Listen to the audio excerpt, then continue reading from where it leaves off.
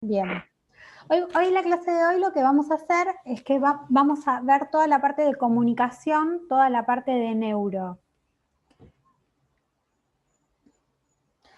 Entonces, lo primero que tenemos que pensar es cómo valorar el sistema nervioso de una persona. Hay algunos síntomas que son los más importantes del sistema nervioso que los vamos a repasar, pero después vamos a ir viendo en qué patologías va pasando cada cosa, ¿sí? Cuando uno piensa en el sistema nervioso, tiene que pensar en que el paciente puede tener dolor, que este dolor puede ser agudo o puede ser crónico. O sea, puede ser un dolor que aparezca ahora por un cuadro en particular o puede ser un dolor que aparezca crónicamente en base a las distintas enfermedades. El paciente puede tener convulsiones, que son unas descargas paroxísticas cerebrales en la corteza cerebral. ¿Qué significa esto? Paroxística significa que aparece de golpe y después ya no está más y después desaparece como episodio, como en episodios, ¿sí? Entonces, la corteza del cerebro, que, o sea, en vez de activarse en base a un movimiento, un estímulo o una cosa que se quiera, sufre descargas totalmente generalizadas y descargas que están descontroladas y eso genera movimientos anormales, ¿sí? Ahora vamos a ver igual los tipos de convulsiones que hay.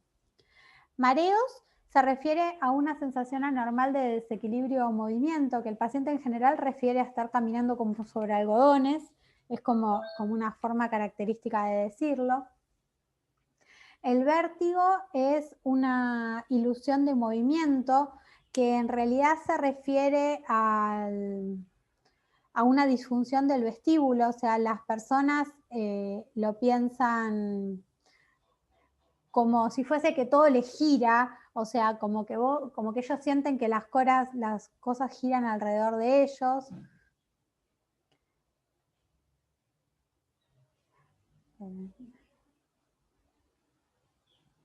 Después, trastornos visuales, debilidad muscular, problemas para la movilización, percepciones anormales de la vida, bueno, y hay que tener en cuenta siempre antecedentes familiares.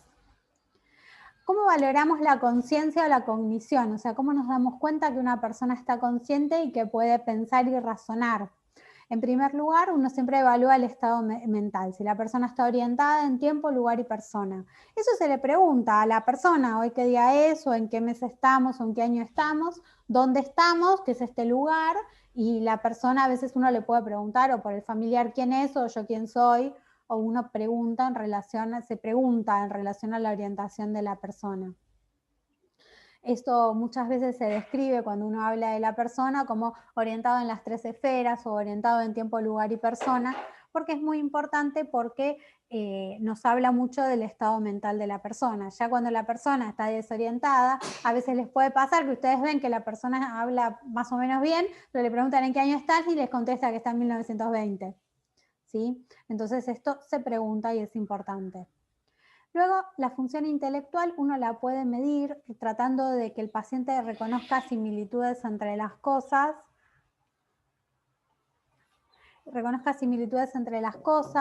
o que cuente de 100 para atrás, más o menos 7 números, ¿sí? Y después se evalúa el contenido del pensamiento.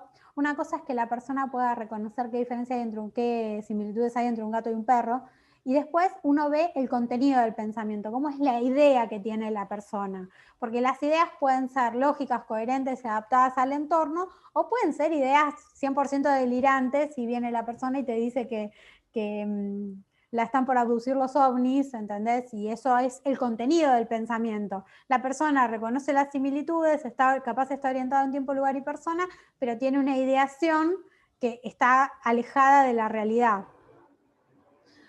El estado emocional de la persona, la capacidad del lenguaje, si el paciente tiene la capacidad de hablar, o sea, más allá de lo que dice, sino si tiene la capacidad de hablar, porque, por ejemplo, hay enfermedades que pueden dar afasias, que son deficiencias en la función del lenguaje. El paciente quizás sepa lo que quiere decir, pero no lo puede decir. Y todo esto tiene efectos en el estilo de vida. Por ejemplo, hay patologías que tienen efectos en el estilo de vida de las personas. Por ejemplo, hay patologías psiquiátricas, por ejemplo, los acumuladores. Ya habrán visto capaz en la tele que había un programa de acumuladores que es una patología psiquiátrica de personas que juntan muchas cosas en su casa, que se llaman acumuladores, y eso es un efecto en el estilo de vida de una patología psiquiátrica. ¿Sí? Y después, bueno, el grado de conciencia, que es el estado de vigilia, si la persona está lúcida, está despierta, y si puede responder a los estímulos del ambiente, que ahora vamos a ver cómo lo evaluamos. Después es muy importante que exploremos lo que es el sistema motor de la persona. La capacidad motora puede pasar que el paciente tenga alteración de su capacidad motora. Esto puede pasar por aumento del tono muscular, ¿sí? O sea que esa espasticidad es cuando el tono muscular está aumentado, pero el paciente obviamente que no lo hace a propósito, ¿sí? Por ejemplo, acá podemos ver esta mano que ven acá. Si yo les pongo así, ven. No, ahí. Acá. Esta mano que ven acá, o sea, por culpa de la espasticidad, que es como que aumenta el tono muscular, lo que le pasa al paciente es que no puede mover la mano y esto hace que como que se van deformando sus músculos, sus miembros, por aumentos del tono muscular que están desalineados con lo que se supone que debería ser. La rigidez es otra cosa, es la resistencia a la distensión pasiva. O sea, si yo quiero estirarle un brazo a un paciente, esto se ve mucho a veces en los ancianos, yo le quiero estirar un brazo que está doblado así en una posición en particular, eso cuesta mucho estirarlo. Y eso es rigidez. Y flacidez es cuando el tono está disminuido. Hola, buenas tardes. Hola. La fuerza muscular. ¿Quién sos? ¿Te acabas de conectar? Después haceme acordar que te anoté en la lista. Fuerza muscular se refiere a la capacidad que tiene la persona de hacer fuerza con sus brazos, ¿sí? Y el equilibrio y coordinación, acá les puse una foto, esta foto de acá arriba, que ven a la persona que está con los pies juntos y con los ojos cerrados. Esto es una prueba para ver el equilibrio de la persona, o sea, de las personas que tienen problemas en el cerebelo, los pones así y se caen. Que esto es una prueba que se llama Romberg. Y después acá pueden ver, por ejemplo, que hacen pruebas de cómo mover las piernas, los brazos, o sea, si la persona tiene un movimiento 100% voluntario, que nada está rígido y todo, todas estas pruebas van a ser siempre normales.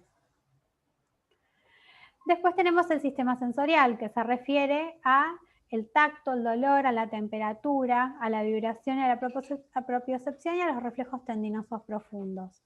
El tacto uno lo puede medir tocando a la persona con cualquier elemento en las piernas, en los brazos o en la cara, para evaluar a ver si la persona siente el objeto con el que vos lo estás tocando, que puede ser un palito, una lapicera o los dedos, si lo siente iguales de los dos lados, por ejemplo.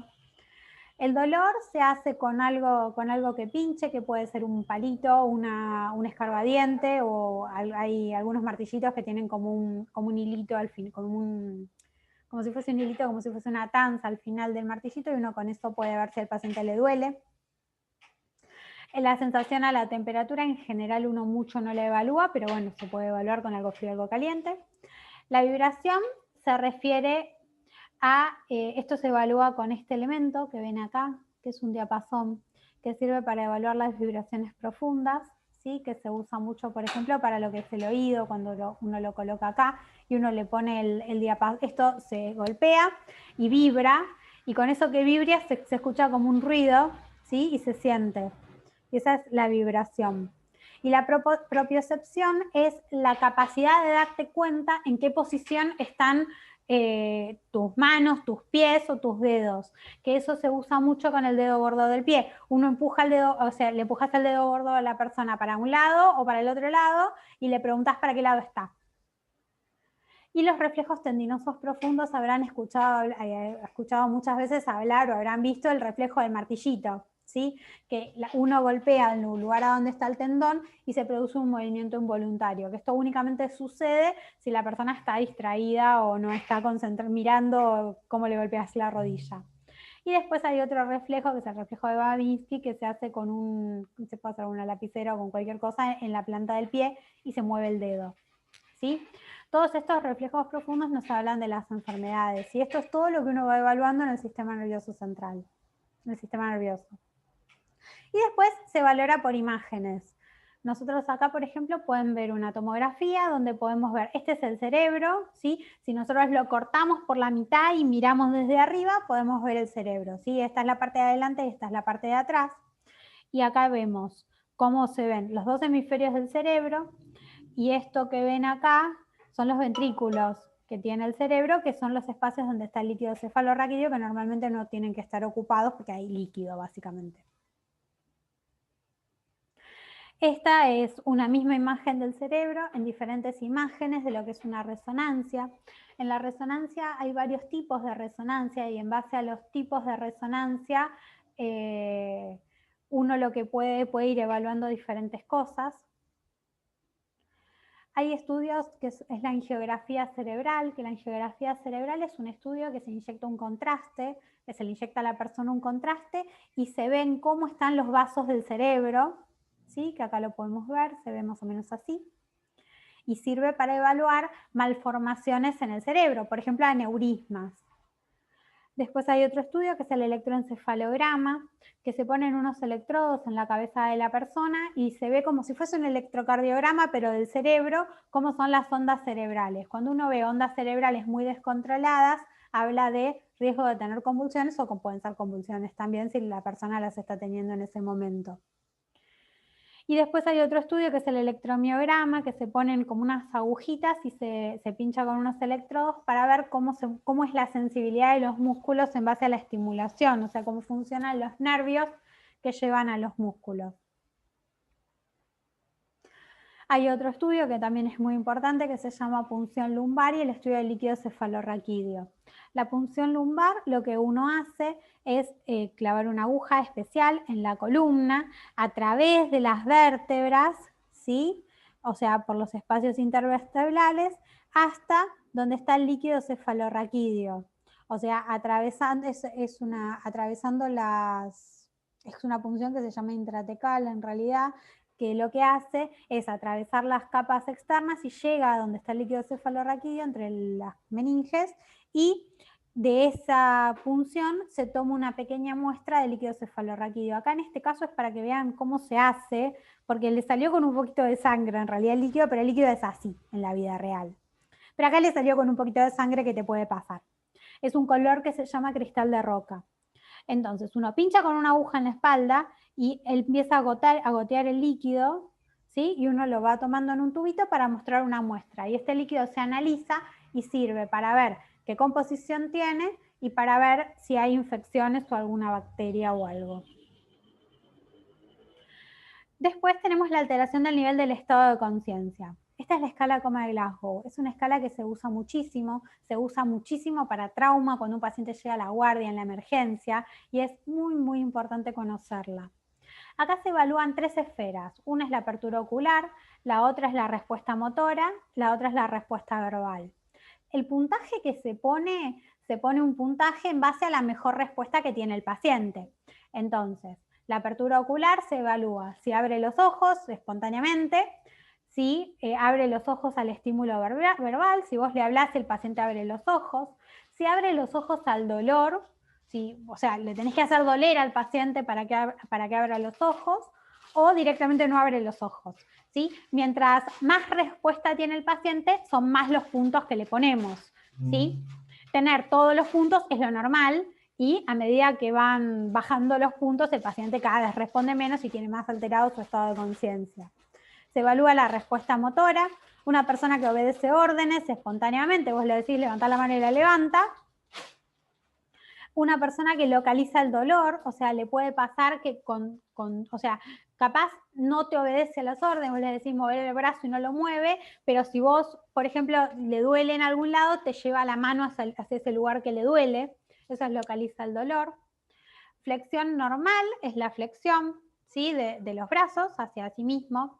La flexión anormal es un movimiento que es así, yo no sé si lo ven en la cámara, pero es un movimiento que es así, que se llama decorticación, y decelebración son movimientos anormales. Uno es de flexión y el otro es de extensión, para un lado y para el otro. O directamente no responde nada, no hay respuesta motora. Y la respuesta verbal es una persona que está orientada y conversa, ¿sí? Es cualquier persona que de nosotros que está orientada, conversa, y te contesta. O una persona que puede estar desorientada o confusa, o sea, te habla, pero está desorientada. Una persona que dice palabras inapropiadas, o sea, vos le preguntás, no sé, ¿cómo está? ¿Qué le pasó? Y te contesta gato. O el famoso Candela, del chico de la moto que se había golpeado, que dice Candela, Candela, Candela. Bueno, esos son palabras inapropiadas, o depende, no sé, habría que ver un poco más a ver si estaba desorientado o confuso. O sonidos incomprensibles, directamente ya no habla, pero hace sonidos, o nada. ¿Sí? Esto es muy importante porque en base a esto uno evalúa el estado de conciencia, y el estado de conciencia es muy importante porque es un predictor de cómo está la persona. Bien, vamos a ver primero los trastornos convulsivos. Las convulsiones son episodios de actividad motora, sensorial, autonómica o psíquica anormal resultado de la descarga excesiva súbita de las neuronas cerebrales. Nosotros tenemos nuestra corteza cerebral que normalmente tiene descargas asociadas a lo que se desea realizar, a la acción que se desea realizar. Si hay una descarga súbita, o sea, es un episodio de actividad rara, diferente, anormal, por una descarga excesiva, o sea, se produce una descarga todo junto, sin coordinación, sin control, y eso genera actividad anormal. Puede ser parcial, que significa que la actividad está en una parte del encéfalo, puede ser generalizada cuando está en todo el encéfalo. Las convulsiones se clasifican en base a cómo son, si son parciales o generalizadas, ¿sí? Y pueden ser muy diferentes. En general, un poco lo que es más importante son las convulsiones generalizadas, que son bilaterales, son simétricas, y las más comunes son las tónico-clónicas, que significa que el paciente hace como unos movimientos así de que estira o sea, extiende y deja de extender, que son las más comunes y las que más pueden ver en la calle o en la vida. Después hay un montón de otras convulsiones que son convulsiones parciales, que uno a veces conoce las ausencias, por ejemplo, que la persona se queda así como frisada, que son convulsiones parciales, y después las personas pueden tener síntomas y pueden tener muchas otras cuestiones. En general, un poco la idea es entender lo que es una convulsión tónico-clónica y cuál es la diferencia entre generalizada y parcial. Las causas de las convulsiones son muchas. Tener una convulsión no significa tener una epilepsia, ¿sí? Las convulsiones ocurren en la epilepsia, pero no son sinónimos. Las convulsiones pueden estar causadas por todo un montón de trastornos que pueden generar convulsiones sin ser una epilepsia. Por ejemplo, enfermedad vascular cerebral, hipoxemia de cualquier causa, fiebre, en la infancia están las convulsiones febriles, la lesión encefálica por cualquier motivo, problemas de hipertensión, infecciones en el sistema nervioso central, trastornos metabólicos y tóxicos, hiponatremia, hipocalcemia, hipoglucemia, exposición a pesticidas, tumores cerebrales o privación de fármacos y de alcohol. Las convulsiones febriles ocurren en niños pequeños de alrededor de 3 a 4 años cuando ocurren subidas bruscas de temperatura, y están asociadas a la fiebre. Ocurren en niños pequeños, no tienen una, o sea, y es por la inmadurez del cerebro, no es que tienen una otra base, ¿sí? Y en general son convulsiones febriles y después, nada, el chico se recupera 100% y no suele volver a tener convulsiones. En esas personas lo que hay que hacer es controlar la fiebre y que no se produzcan cambios bruscos de temperatura. Por ejemplo, si yo tengo un chico de 4 años con fiebre, no lo puedo meter en una bañadera con agua fría porque le bajo bruscamente la temperatura y eso puede generar convulsiones. Aparte de que es un poco brusco y violento, pero bueno, o sea, más allá de eso, le puede generar convulsiones por el descenso brusco de temperatura. Pero eso no significa ni que el chico tenga una lesión en el cerebro, ni que sea epiléptico, ni nada por el estilo. Cuidados durante una convulsión. Bien. Hay algunos cuidados que hay que tener. Hay algunas convulsiones que tienen un tiempo previo que se llama aura, donde el paciente se da cuenta que está por tener una convulsión, que esto suele ocurrir en personas que tienen convulsiones a repetición. Y como la persona se da cuenta de que está por tener una convulsión, puede hacer algo.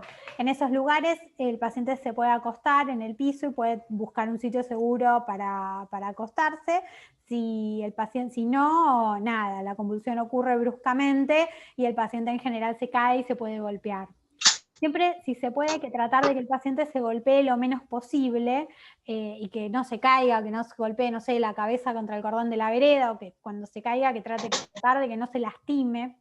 Sin embargo, el paciente no hay que tratar de agarrarlo, porque el paciente cuando vos lo tratás de agarrar tiene contracciones musculares fuertes y violentas y se puede lastimar, o sea, no lo hace a propósito y no la puede controlar, y por más de que vos lo agarres, no lo vas a poder controlar tampoco.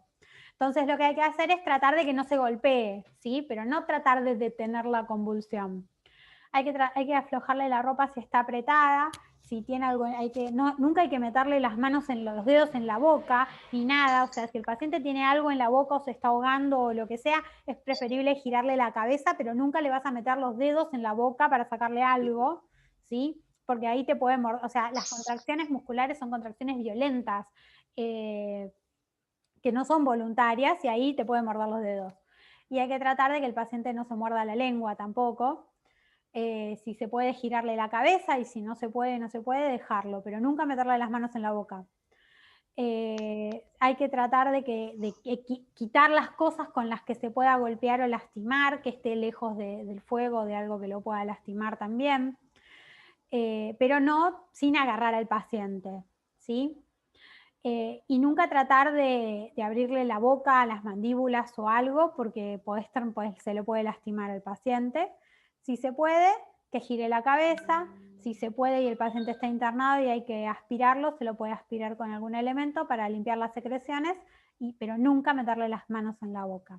Y eso, tratar de que no se golpee.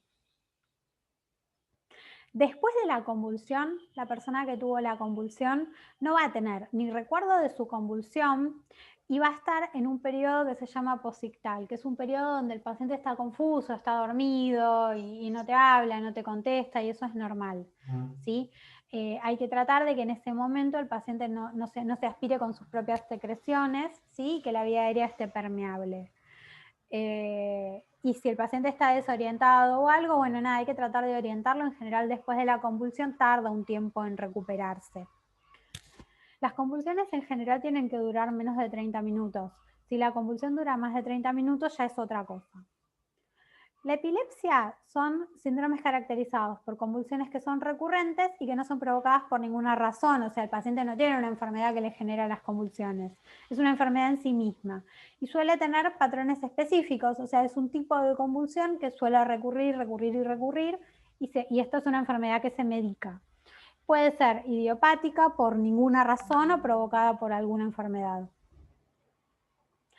Esto se los puse en relación a qué hacer con las convulsiones, ¿sí? En todas las convulsiones se tratan igual, independientemente del motivo en el que sean. O sea, siempre lo que hay que hacer, esto es en niños, pero en adultos es lo mismo.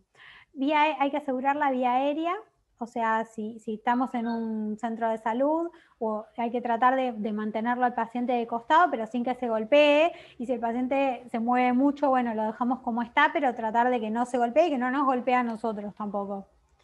Si se puede, hay que ponerle oxígeno al paciente. Si las convulsiones se prolongan en el tiempo, a veces es necesario intubar al paciente. Y hay que tratar, si se estira en el tiempo la convulsión, o sea, una cosa es una convulsión de 5 minutos y otra cosa es cuando empieza a pasar el tiempo. Hay que tratar de ponerle una vía. Las convulsiones en general suelen ser cortas. Uno lo que esperaría es que resuelva rápidamente. Ahora, si la convulsión empieza a pasar el tiempo y la convulsión no resuelve, hay que empezar a actuar. A la media hora se considera un estado epiléptico, ¿sí? El estado epiléptico ya es otra historia y es una enfermedad gravísima. Siempre hay que tratar de ver la glucemia, cómo está el paciente, porque pueden ser hipoglucemias, eso es importante saberlo, tratar de detectar los antecedentes, y después se medica. Primero se medica con diazepam, después se vuelve a medicar, después se usa fenitoína, se vuelve a repetir el diazepam, se vuelve a repetir fenitoína, y a los 30 minutos, si no responde, a veces es necesario hasta ponerle anestesia al paciente, sedarlo e intubarlo, ¿sí? Porque a partir de este tiempo ya es un estado epiléptico. El estatus epiléptico es la actividad convulsiva prolongada, aguda, y es mayor a 30 minutos. Este es el tiempo, mayor a 30 minutos. Es muy importante este número, porque es a partir del cual el paciente empieza a tener hipoxia en su cerebro, le falta oxígeno y tiene un daño irreversible en el cerebro que hasta puede llevar a la muerte, o hasta puede llevar a que el paciente tenga un daño irreversible y tenga un trastorno, una secuela de la convulsión. ¿Sí? Y esto hasta también puede interferir con la ventilación y tiene una elevada demanda metabólica, o sea que se empiezan a romper células por las contracciones musculares exageradas, así que puede ser muy importante. Este cuadro ya es grave, o sea, una cosa es una convulsión que duró 2 minutos y otra cosa es una convulsión de 30 minutos, ¿sí? Siempre que hay una convulsión y en general si ocurre en el centro de salud o en el hospital donde estamos nosotros, lo vemos, pero si ocurre en la vía pública o en la casa del paciente o en la calle o en cualquier otro lado, uno siempre le tiene que preguntar a la persona que encontró a la persona cuánto tiempo duró la convulsión, o sea, tratar de que la persona más o menos te diga, y entonces incluso si nosotros mismos la estamos viendo, es muy importante que tomemos el tiempo para que sepamos cuándo son los 30 minutos. ¿Sí? Una cosa es una convulsión que duró 1 minuto o 2 minutos y otra cosa es una convulsión que duró 30. Y las secuelas que se esperan son diferentes y el tratamiento es diferente. Bien, ¿dudas de convulsiones? No, profe. Profe, ¿y dónde? Yo sí, profe, ¿con qué paciente se puede ver una convulsión de media hora? ¿Un accidente? Con cualquier convulsión. Puede pasarle a cualquier convulsión. En general, sí tiene relación con el daño que tenga la persona, o sea, si la persona, pero puede pasar a un paciente epiléptico que tenga convulsiones y que las convulsiones duren mucho, que tenga un estatus epiléptico, le puede pasar a cualquier convulsión. Sí puede tener relación con el daño que tenga la persona si es una convulsión por otra causa, pero le puede pasar a cualquiera. No hay uno que sí y uno que no. Profe, usted cuando dice de las personas que tienen daños de otras causas, ¿qué se refiere a las personas que tienen causas ya, o sea, que son neurológicos? A las causas a las causas de convulsiones que mencionamos antes. Por ejemplo, si vos tenés una persona que tiene un tumor cerebral y tiene convulsiones, o sea, puede pasar que las convulsiones vayan empeorando a medida que vaya teniendo crecimiento de su tumor, o si la persona, por ejemplo, tiene una ACV y tiene convulsiones y tiene también relación con el daño que puede tener según cuál sea la causa. Lo mismo si es por hipoxia. O sea, quizás una persona que tiene un poco de hipoxia no tenga una convulsión y si va teniendo más hipoxia tiene más riesgo de tener convulsiones y que las convulsiones sean más graves. ¿Sí? Okay. ¿Entendió eso? Sí, profe. ¿Querés que repasemos las causas? ¿Repasamos? No, profe, sí, entendí. Sí. Estas. Enfermedad vascular cerebral, hipoxemia por cualquier causa, fiebre en la infancia, que la fiebre en la infancia es raro que dé un estatus epiléptico, o sea, en general son convulsiones más cortas. Lesiones encefálicas, hipertensión, infecciones del sistema nervioso central, trastornos metabólicos y tóxicos, tumores cerebrales o privación de fármacos y alcohol.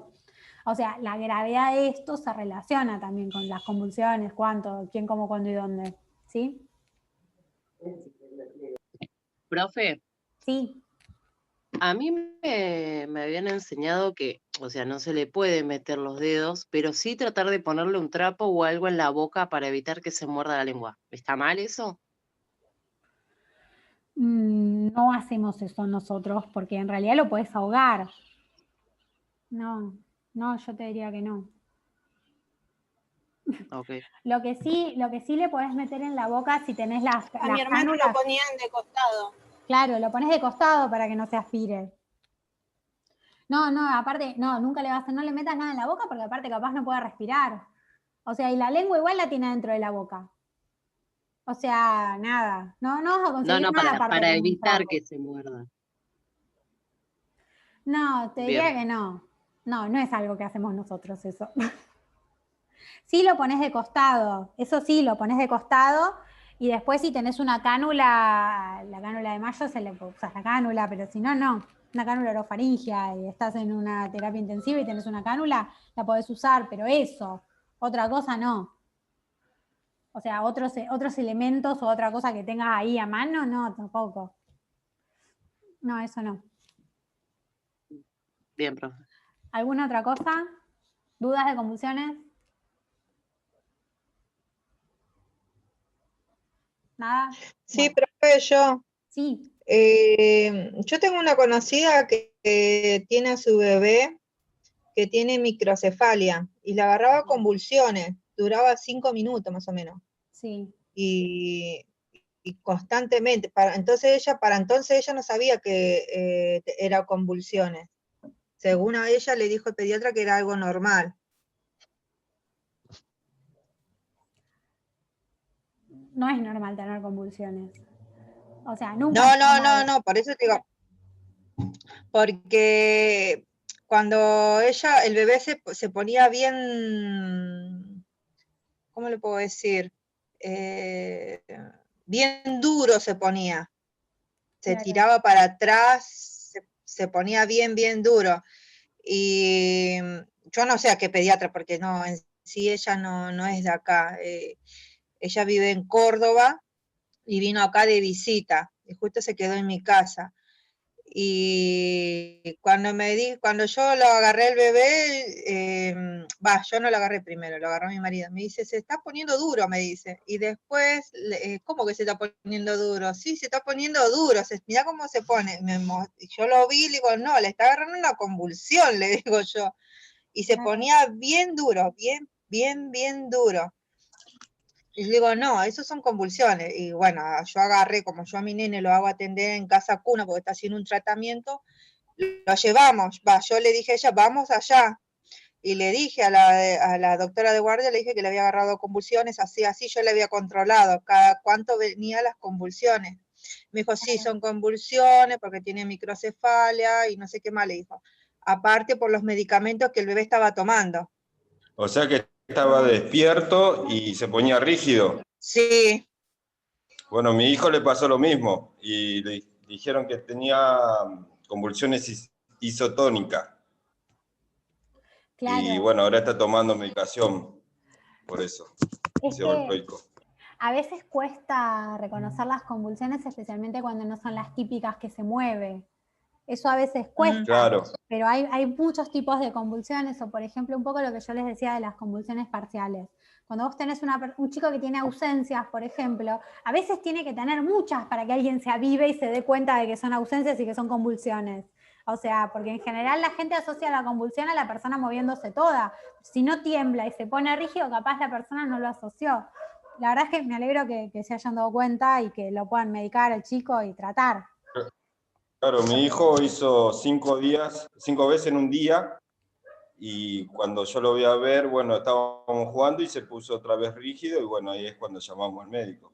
Claro, y ahí te diste Pero no cuenta. sabíamos, la verdad que sabíamos que no era algo normal. Claro. Por eso es que llamó. Claro, pero a veces pasa que cuando la convulsión es más clásica, en general la gente se da cuenta, pero cuando la convulsión no es tan clásica, a veces cuesta que la persona se dé cuenta, porque no sabe qué le pasa, pero es un minuto y se le pasó y bueno, y queda. Y cuando le empieza a pasar muchas veces, ahí en general como que empieza la consulta. Pero si es algo que no es muy frecuente o algo, muchas veces la persona tipo le pasa algo hace un montón y nadie preguntó, nadie consultó. Es bastante frecuente que pase eso. Se pone es como tan los chicos, rígido profe, que de repente están... ¿Qué? Perdón. A ver. Se pone tan rígido que no se le puede doblar por ahí los brazos o cosas así. Nunca vi por eso. Es una rigidez, Claro, una rigidez se pone rígido patológica. directamente. Es como, a ver, es como si vos estiraras tu brazo, o sea, tratá de estirar tu brazo y hacer fuerza como para tenerlo estirado. Bueno, eso que vos podés sostener un poquito, un ratito, o sea, esa fuerza como para tener un brazo estirado, es así, pero dura en el tiempo. Perfecto. O sea, es una cosa, o sea, se nota porque es patológico, o sea, vos pensás que todas las neuronas del cerebro de la persona se están contrayendo sin ninguna razón. Claro, lo más raro era que tampoco perdía el conocimiento ni nada. Él jugaba, hacía esas convulsiones y era algo como si fuera que no pasó nada. Eso No era que se desmayaba o algo. Porque son parciales, pero es tal cual lo que veníamos diciendo. Duraba un minuto, como mucho. O sea, el pediatra me dice, bueno, si llega a durar 10 minutos, lo volvés a traer. 10 minutos me muero, le decía. claro. Pero no, por suerte no hizo nada, no hizo más. Después eso, de la medicación no hizo más. Eso que te dijo el pediatra de los 10 minutos es por el estatus epiléptico. O sea, como que tipo, bueno, o sea, bancalo un poco, pero si sigue la convulsión, pues traelo. O sea, que eso te lo dijo por el estatus. Bien, ¿alguien más iba a preguntar algo? Profe, pero no siempre es rígida, ¿no? No, hay de varios tipos. La idea no es que se sepan los tipos, pero mira, acá yo les puse. Estos son todos los tipos de convulsiones que hay. O sea, las convulsiones que son tónicas es cuando la persona se pone duro. Clónicas es que se mueve, ¿sí? Tónico-clónicas es que se pone duro y se mueve, ¿sí? Mioclónicas es que tiembla, es como si fuese... ¿Vieron cuando alguna vez les parpadeó el ojo, el párpado que hace tic, tic, tic, tic, tic? Bueno, eso, pero más generalizado. Eso es el mioclónico. Y después hay convulsiones donde la persona tiene, por ejemplo, síntomas sensoriales. Por ejemplo, hay convulsiones donde la persona te puede decir, no sé, que siente aromas a flores o que siente, no sé, frío, cualquier cosa. O, por ejemplo, hay otras convulsiones que tienen síntomas autonómicos como sudoración. O hay un montón de tipos. O ausencias, por ejemplo, las ausencias, por ejemplo, son un tipo de convulsión parcial como bastante escuchado, donde la persona se queda así y como que no se dio cuenta y después vuelve y nada. Es como un síntoma cognitivo y no es que se movió y no le ves que no se puso rígida, no se movió nada. Son todas convulsiones, pero son todas diferentes.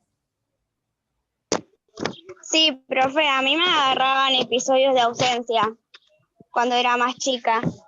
Claro. Y era horrible porque yo no me acordaba de nada y a veces hasta hablaba y no sabía ni quién era. Claro, porque vos no te acordás, no tenés conciencia de lo que te está pasando porque es una descarga normal del cerebro. No es que la persona lo hace a propósito. Y a mí me pasó eso a raíz de como un estado de shock que tuve al verlo a mi papá todo entubado y todo eso, y como era muy chica se ve que me hizo muy mal.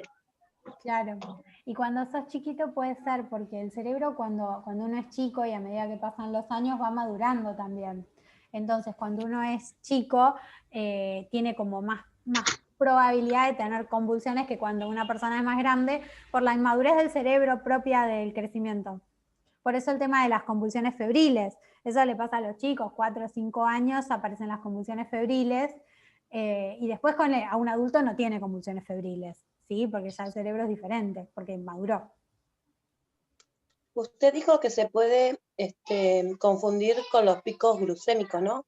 Con la hipoglucemia. No, la hipoglucemia puede dar convulsiones. Ah, perfecto. También. O sea, no es que se confunde, es que puede ser la causa, la hipoglucemia, y si vos tenés una convulsión en un paciente que tiene una hipoglucemia, lo que tenés que hacer es tratar la hipoglucemia. Por eso es que se hace el estudio, se hace para ver cómo está. Perfecto, gracias. Excelente. ¿Alguna otra duda? Muy interesante convulsiones, ¿vieron? Es todo un tema. Bien. Seguimos. Otro gran tema de esta clase que es recontra importante es lo que es un accidente cerebrovascular, ¿sí? Hay dos tipos principales que son el isquémico y el hemorrágico que ahora los vamos a ver. ACV es accidente cerebrovascular, pero ACV para los amigos. Entonces, ACV isquémico, ¿sí? Tenemos la pérdida de la función por interrupción de la irrigación sanguínea en una región del cerebro. O sea, el ACV isquémico es cuando no llega sangre a una parte del cerebro y esa parte se muere, ¿sí? O sea, es como un infarto del corazón, pero en el cerebro. Entonces, el 20% está relacionado con arterias un poquito más grandes, que se genera como un coágulo, un trombo, que esto está relacionado con la arteriosclerosis, el colesterol, y hace que falte el oxígeno en esa parte del cerebro a la que iba esa arteria y se produce un infarto. También hay un 25% que se relaciona con arterias más pequeñas, también por la misma causa. Un 20% es embólico de origen cardíaco, o sea que hay un coágulo en el corazón y ese coágulo se desprende y va al cerebro y la persona tiene un ACV, que por eso hay patologías del corazón como la fibrilación auricular que se anticoagulan, es para evitar esto. Después hay otros que no tienen ninguna razón y 5% otras causas que no las vamos a ver. Pero lo más importante es esto, es que en la mayoría es trombótico y el ACV isquémico es un infarto del cerebro, ¿sí?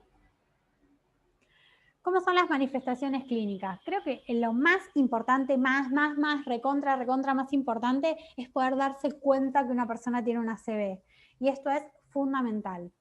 Las manifestaciones clínicas pueden ser adormecimiento, debilidad en la cara, en el brazo o en la pierna, en particular en uno de los lados del cuerpo, ¿sí? O sea, característicamente el ACV es de un lado del cuerpo.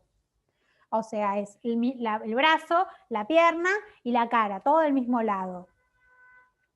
Puede haber confusión o cambio en la condición mental, puede haber dificultad para hablar o para comprender el lenguaje, puede haber trastornos visuales, puede haber dificultad para caminar, mareos, pérdida de equilibrio de la coordinación y dolor de cabeza intenso.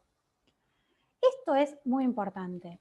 El FAST es la forma de detectar rápidamente un evento cerebrovascular, ¿sí? Entonces, uno tiene que mirar a la persona y van a ver que la persona le piden que sonría y va a tener la boca caída, ¿sí? La comisura del labio caída. Uno le va a pedir que levante los brazos, ¿sí? Y la persona va a tener dificultad para levantar uno de los dos brazos, o que se le baja, o uno se queda levantado y el otro se le baja, ¿sí? Como si fuese una pérdida de fuerza. Después uno le pide a la persona que hable, y la persona puede ser que hable raro o arrastre la voz o tenga una voz diferente de lo habitual, o a veces la persona no puede hablar. Y ahí en ese momento uno enseguida tiene que consultar. ¿Sí? Esto es muy importante porque es la forma de darse cuenta. Esto lo tiene que saber la gente en la calle, ¿sí? Cualquier persona que esté en la calle, enseguida vos tenés que, le mirás la cara, le ves la comisura en el labio, le pedís que levante los brazos, y ves un brazo que está raro, ¿sí? O sea, y habla raro, listo, ya está, es un ACV y hay que empezar a actuar enseguida. Acá tenemos, o sea, el ACV... Y el ojo no parpadea, ¿no? La parte afectada, el ojo no parpadea, no lo pueden cerrar. No, sí, no, en realidad el ojo sí, o sea, el ojo, esto es lo de la parálisis facial. En realidad el ACV, cuando no puede cerrar el ojo, es una parálisis facial periférica. Ahora te explico bien la diferencia, pero en el ACV sí lo pueden cerrar el ojo. Acá, bien, o sea, esta es la parte motora. Nosotros tenemos una persona que tiene un ACV. Si pensamos que tiene una lesión del cerebro, nosotros tenemos dos hemisferios en el cerebro, ¿sí? O sea, tenemos el cerebro derecho y el cerebro izquierdo. Si nosotros tenemos que pensar que uno de los dos cerebros en general se quedó sin sangre y tuvo un infarto, o sea, en general es de un lado o del otro lado, ¿sí? Que puede ser cualquiera de los dos lados. Después, el cerebro conduce la información por los nervios, y los nervios más o menos a la altura del cuello se cruzan, ¿sí? Un poco más arriba se cruzan todos los nervios, y el cerebro derecho hace que funcione la parte izquierda del cuerpo, y la parte izquierda del cerebro hace que funcione la parte derecha. Entonces, cuando hay una lesión en uno de los dos cerebros, la parte que está afectada es del otro lado. Esta foto que le puse acá es para que se den cuenta la diferencia entre hemiparesia, paraparesia o tetraparesia. Hemiparesia es la mitad del cuerpo que está afectada, y paresia es disminución de la fuerza. Plejía, que habrán escuchado hablar, hemiplegia, paraplegia o tetraplegia, es cuando ya no se mueve nada, ¿sí? O sea, no tiene contracciones voluntarias. O sea, paresia la persona la mueve pero tiene menos fuerza, y plejía no mueve nada. Entonces, el ACV en general son hemiparesias o hemiplejías, pero hemiparesias es lo más frecuente.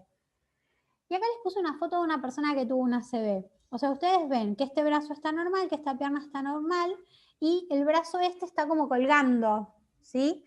Que esto puede ser una hemiparesia o una hemiplegia. Y lo ayudan a caminar porque esta pierna tiene disminución de la falta de fuerza, y esta persona está en particular en rehabilitación. Pero, o sea, piensen, o sea, lo invalidante que puede ser un ACV también y cómo afecta su parte motora. Entonces, lo habitual es tener una hemiparesia, ¿sí? Facio-brachiocrural, que significa cara, mano y pierna, y ahí se dice de qué lado es, si es derecha o es izquierda, ¿sí? Entonces, el ACV da una hemiparesia, o puede dar una hemiplegia, ¿sí? Facio-brachiocrural, o sea, cara, mano, pierna, y después decimos el lado. Entonces es muy importante lograr darse cuenta, porque si ustedes le dicen a la persona, levanta los dos brazos, y la persona los levanta y ustedes ven que una mano se le cae, es porque esa persona no tiene la fuerza para sostenerla, y en la otra mano sí la tiene, ¿Sí? Esto es en cuestión a la Profe, sí. le hago una pregunta. En cuanto a la rehabilitación, ¿las dos tienen rehabilitación, paresia y plejía? O sea, o solamente si es hemiparesia se No, puede rehabilitar. todo se trata de rehabilitar. Hay una parte de lo que son los ACV que se recuperan, ¿sí? El ACV tiene, cuando la persona tiene el infarto, tiene el área de infarto y hay una parte alrededor del infarto que se llama área de penumbra, que es como si fuese una parte que está como atontada, pero no llega a estar muerta, ¿sí? Y esa parte se puede convertir en más infarto o se puede recuperar. Entonces uno siempre trata, al principio, uno siempre trata de recuperar esa parte, ¿sí? O sea, haciendo los tratamientos y todo que después vamos a ver. Pero siempre uno lo que tiene que tratar es eso. Hay gente que logra recuperar un poco, hay gente que logra recuperar un montón y gente que no logra recuperar nada. Pero uno siempre tiene que apuntar a que la persona recupere aunque tenga una plejía. Y, o sea, la persona tiene que hacer igual rehabilitación y tiene que hacer igual kinesiología, ¿sí? Aunque no pueda mover nada, tiene que tratar de hacer un poco de kinesiología para lograr el movimiento del brazo y siempre hay algo que se puede ganar. O sea, sí que sí tiene chance, la plejía tiene chance de recuperarse, a eso me refería. Sí. Depende de cuánto tiempo haya pasado. Eso, si tiene, o sea, chance de recuperarse a volver a cero, depende, en general, el ACV mientras más severo es, más secuelas quedan. ¿Sí? Eso es un poco la relación que tiene. O sea, una cosa es una persona que tiene le falta un poquito de fuerza en el brazo, que es probable que recupere todo, y una persona que tiene una hemiplegia de todo el cuerpo y que no mueve nada, y lo más probable es que no recupere todo, ¿sí? ¿Cuánto recupera? Depende de la persona. Si la persona ya el ACV está instalado y pasó el tiempo, no sé, pasaron 2 meses y no recuperó la hemiplegia, probablemente no la recupere, pero no significa que no vaya a hacer kinesiología igual. ¿Sí? O sea, igual tiene que hacer kinesio, igual tiene que hacer rehabilitación, porque quizás algo pueda siempre recuperar. Pero bueno, tiene un poco de relación con la severidad y con el tiempo. Gracias. Bien. Esto es en relación a la cara. Nosotros tenemos las parálisis faciales centrales y periféricas. ¿Sí? Esto lo que les quiero marcar acá es la diferencia entre una parálisis facial periférica y una ACV. Nosotros cuando tenemos las parálisis, o sea, hay un nervio que es el nervio facial, que es el que inerva la cara. Cuando el problema está en el nervio facial, la parálisis de la cara es de toda la cara, ¿sí? Esto es periférico. Cuando nosotros tenemos una ACV y es central, hay unas ramitas del nervio que se cruzan por acá arriba, que no importa, pero la parálisis, el ACV lo que tiene es que es central y afecta esta parte de la cara, o sea, la boca, la comisura de la boca y la sonrisa, y no tanto el ojo, ¿sí? Eso es un poco lo que veníamos diciendo Pero sí antes. la nariz, ¿o no? Sí, la nariz sí. Las parálisis que afectan el ojo son las parálisis faciales periféricas. Entonces esto es Profe, importante. ¿en chicos puede ser que se llame de otra manera? ¿Las parálisis faciales periféricas? Sí. Sí, parálisis de Bell creo que tiene un nombre propio. Parálisis de Bell, pero no es en chicos, es en todos. Pero en general se le dice parálisis facial periférica. Creo que es de Bell el nombre propio. Profe, una pregunta. Sí. No necesariamente suceden todos estos síntomas antes que te agarre una ACV, ¿no? O sí necesariamente tienen desnivelado una parte de la cara. Hay personas que tienen cosas más leves, ¿sí? Pero esto en general es más o menos así. O sea, hay los grados de severidad, esto es un poco heterogéneo y puede ser desde tener un poquito de pérdida de fuerza en una mano y un poquito de pérdida de fuerza en una pierna, hasta tener una plejía completa de todo el cuerpo. Es un poco heterogéneo. Pasa que nosotros vemos las generalidades acá. ¿Eh? ¿La parálisis de Bell entonces también es una ACV, profe? No. Para que me está, no sé qué me estabas diciendo, para que alguien me está hablando. ¿Qué me estabas diciendo? Sí, pero bueno. Que tuve una ACV hace 5 años y no me surgió ninguno de esos síntomas. Solamente cefalea intensa. Y tuve una ACV hemorrágico. Puede pasar, tranquilamente. Pero esto es en general, a ver, nosotros acá a fines de esta materia vemos lo más frecuente. Esto no es una cursada de neurología, ni de medicina, ni una especialización en neuro, ¿sí? Tratamos de ver lo más frecuente, lo más típico y las formas de presentación clásica, pero sí te puede pasar. Esto es como lo clásico, ¿sí?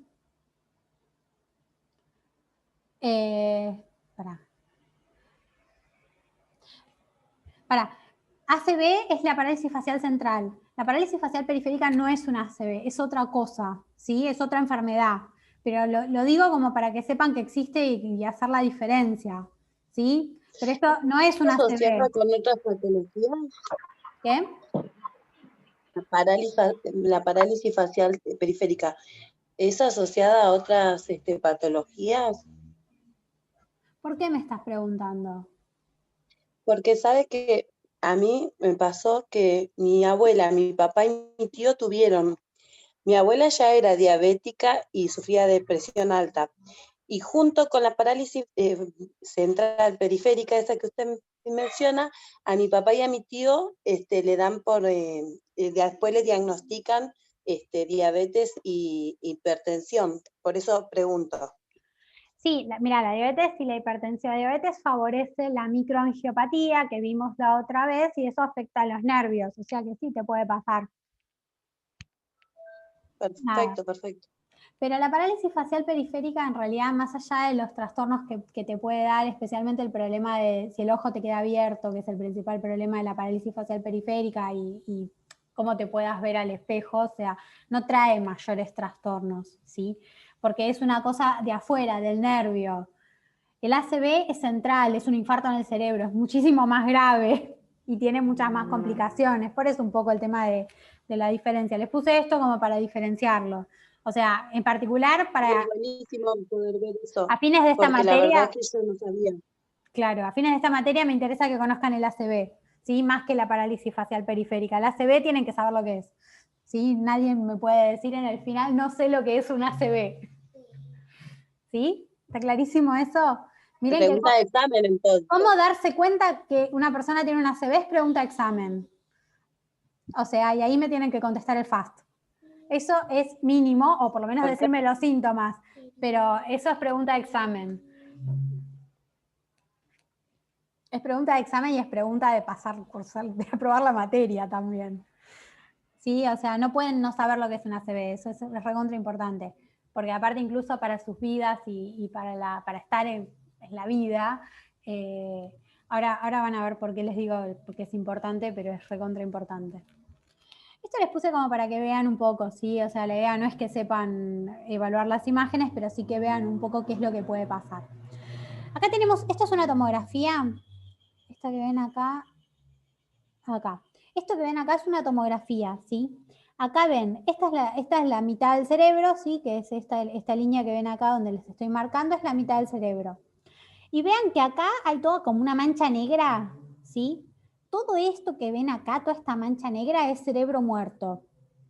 O sea que imagínense, esta persona tiene una ACV muy importante y probablemente tenga clínica del otro lado del otro lado de su cuerpo. Acá, por ejemplo, también, o sea, ven, o sea, miren, acá está la mitad del cerebro, acá de este lado están los ojos, ¿sí? Y ven todo esto que está todo negro, todo esto es una ACV. Acá también, todo esto que está todo negro es una ACV. Y las imágenes en el ACV es una cosa que va ocurriendo con el tiempo. Uno, cuando la persona al principio tiene una ACV, quizás en la primera tomografía que uno le hace no tenga nada, pero después con el tiempo se va formando. Entonces acá, por ejemplo, pueden ver una tomografía del principio, cuando la persona consulta, que no se ve nada, pero después las neuronas se fueron muriendo y el área se va poniendo negra. Y esto acá es el área del ACV. ¿Sí? Que acá pueden ver que se ve como un agujero. Bueno, esto son las neuronas que se murieron. Profe, ¿eso es a lo que se le llama los infartos? O sea, lo que se puede ver. Claro, este es el infarto cerebral. O sea que esto es isquemia y esto es un ACV isquémico, que es un infarto cerebral. ¿Sí? Bien. Y de ahí puede comprometer a distintas partes del organismo, o sea, puede comprometer la parte del habla, la parte visual. Tal cual. Eso depende de ¿Puede dónde esté el ser? infarto, sí. Sí, es así como vos decís. Depende de qué Bien. lugar del Profe. cerebro tenga el infarto, sabemos que cada parte del cerebro tiene, claro, cada parte del cerebro tiene una función. Entonces, si yo tengo el ACV por acá, por ejemplo, se va a comprometer la vista, ¿sí? Esto es como de vuelta, Claro. es como lo clásico, lo característico y lo más frecuente. Después hay muchos otros Profe. tipos de ACV y hay ACV de 20 tipos diferentes, que la verdad es que vamos a verlo así como, o sea, vamos a verlo lo más importante. Profe, ¿todas las imágenes pertenecen a los ACV isquémicos que están ahí en pantalla? Estos son todos ACV isquémicos. Ahora vamos a ver hemorrágicos, pero ahora estos son isquémicos.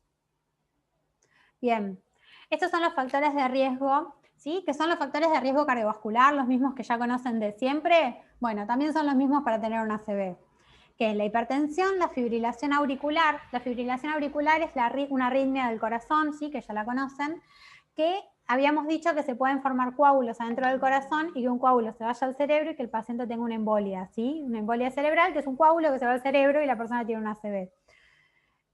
Dislipemias, diabetes, tabaquismo, estenosis carotídea, ¿sí? de los vasos del cuello, que se formen placas de ateroma en los vasos del cuello y a veces se desprende una partecita o un trombo y eso genera un ACV. Obesidad, consumo excesivo de alcohol, son los factores de riesgo cardiovascular que ya conocen, que son los mismos para todo.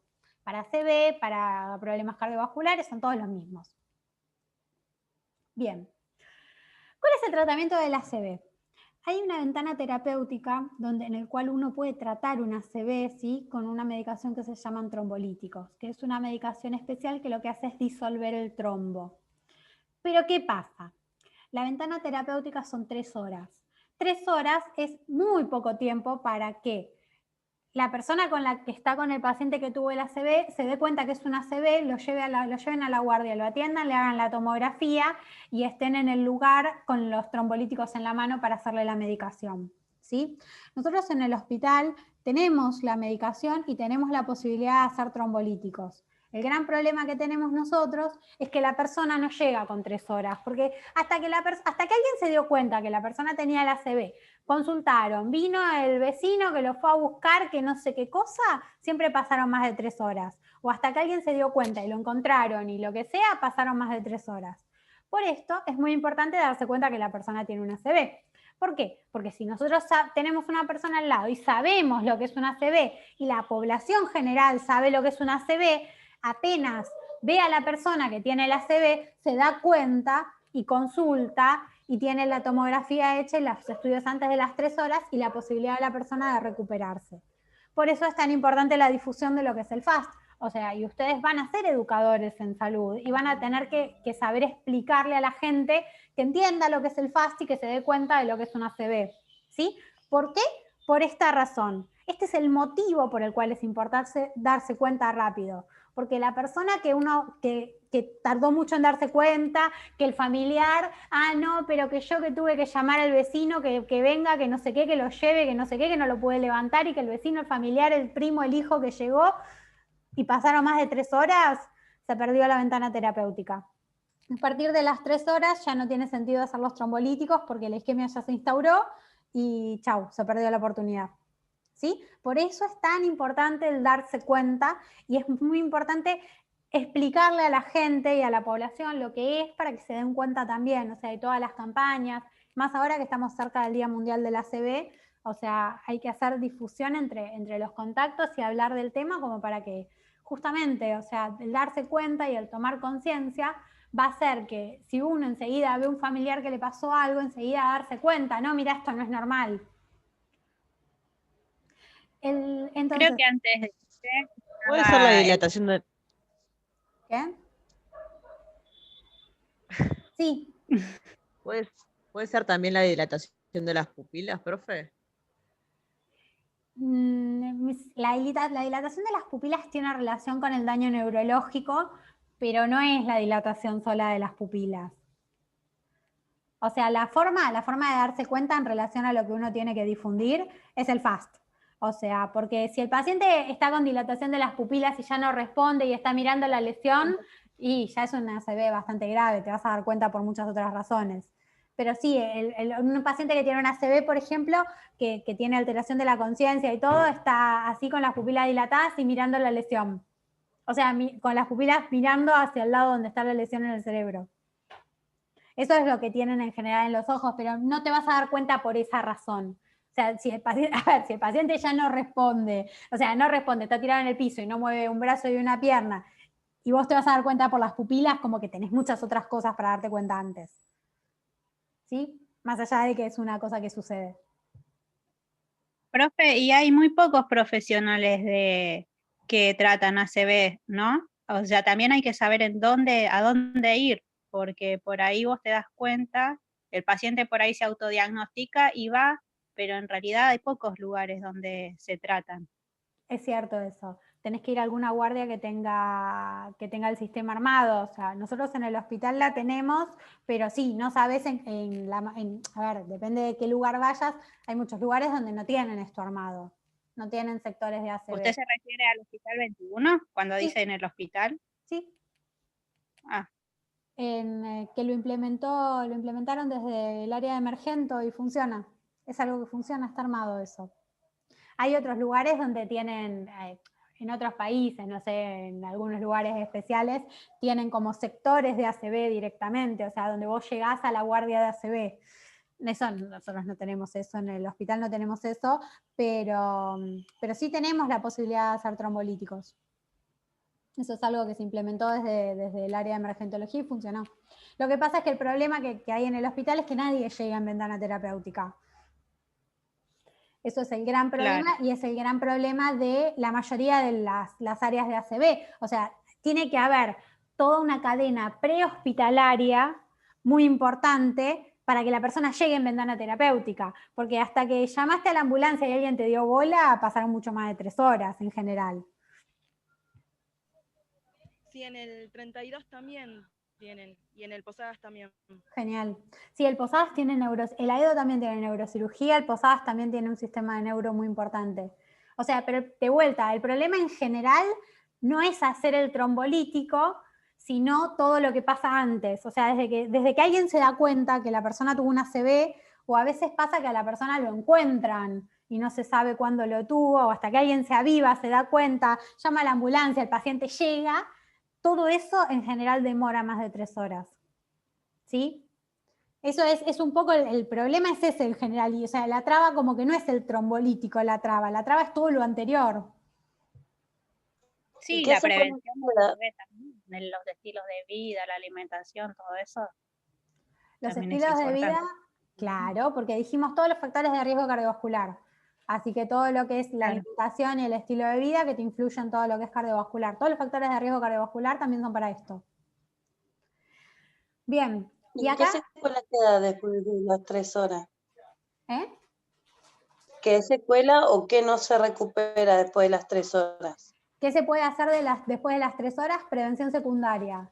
El paciente el ACV pueden pasar 2 cosas. Uno, que el paciente se empiece a recuperar con el tiempo. O sea, pasa el tiempo y esta área que yo les dije de penumbra puede recuperarse para volver a estar mejor o puede empeorar, ¿sí? Si el paciente no empeora y pasa más o menos 72 horas, si el paciente no empeora, en general la tendencia es a recuperar un poco. Depende del paciente, depende del caso, pero en general la tendencia es a recuperar un poco. ¿Cuánto? Depende de la gravedad del ACV, del tamaño del infarto que haya tenido en el cerebro, ¿sí? Y también del resto de los factores. Pero la tendencia en general es a recuperar un poco. ¿Qué se hace después de que el paciente tuvo el ACV y ya llegó después de las 3 horas y no lo podemos tratar? Prevención secundaria. ¿Qué es prevención secundaria?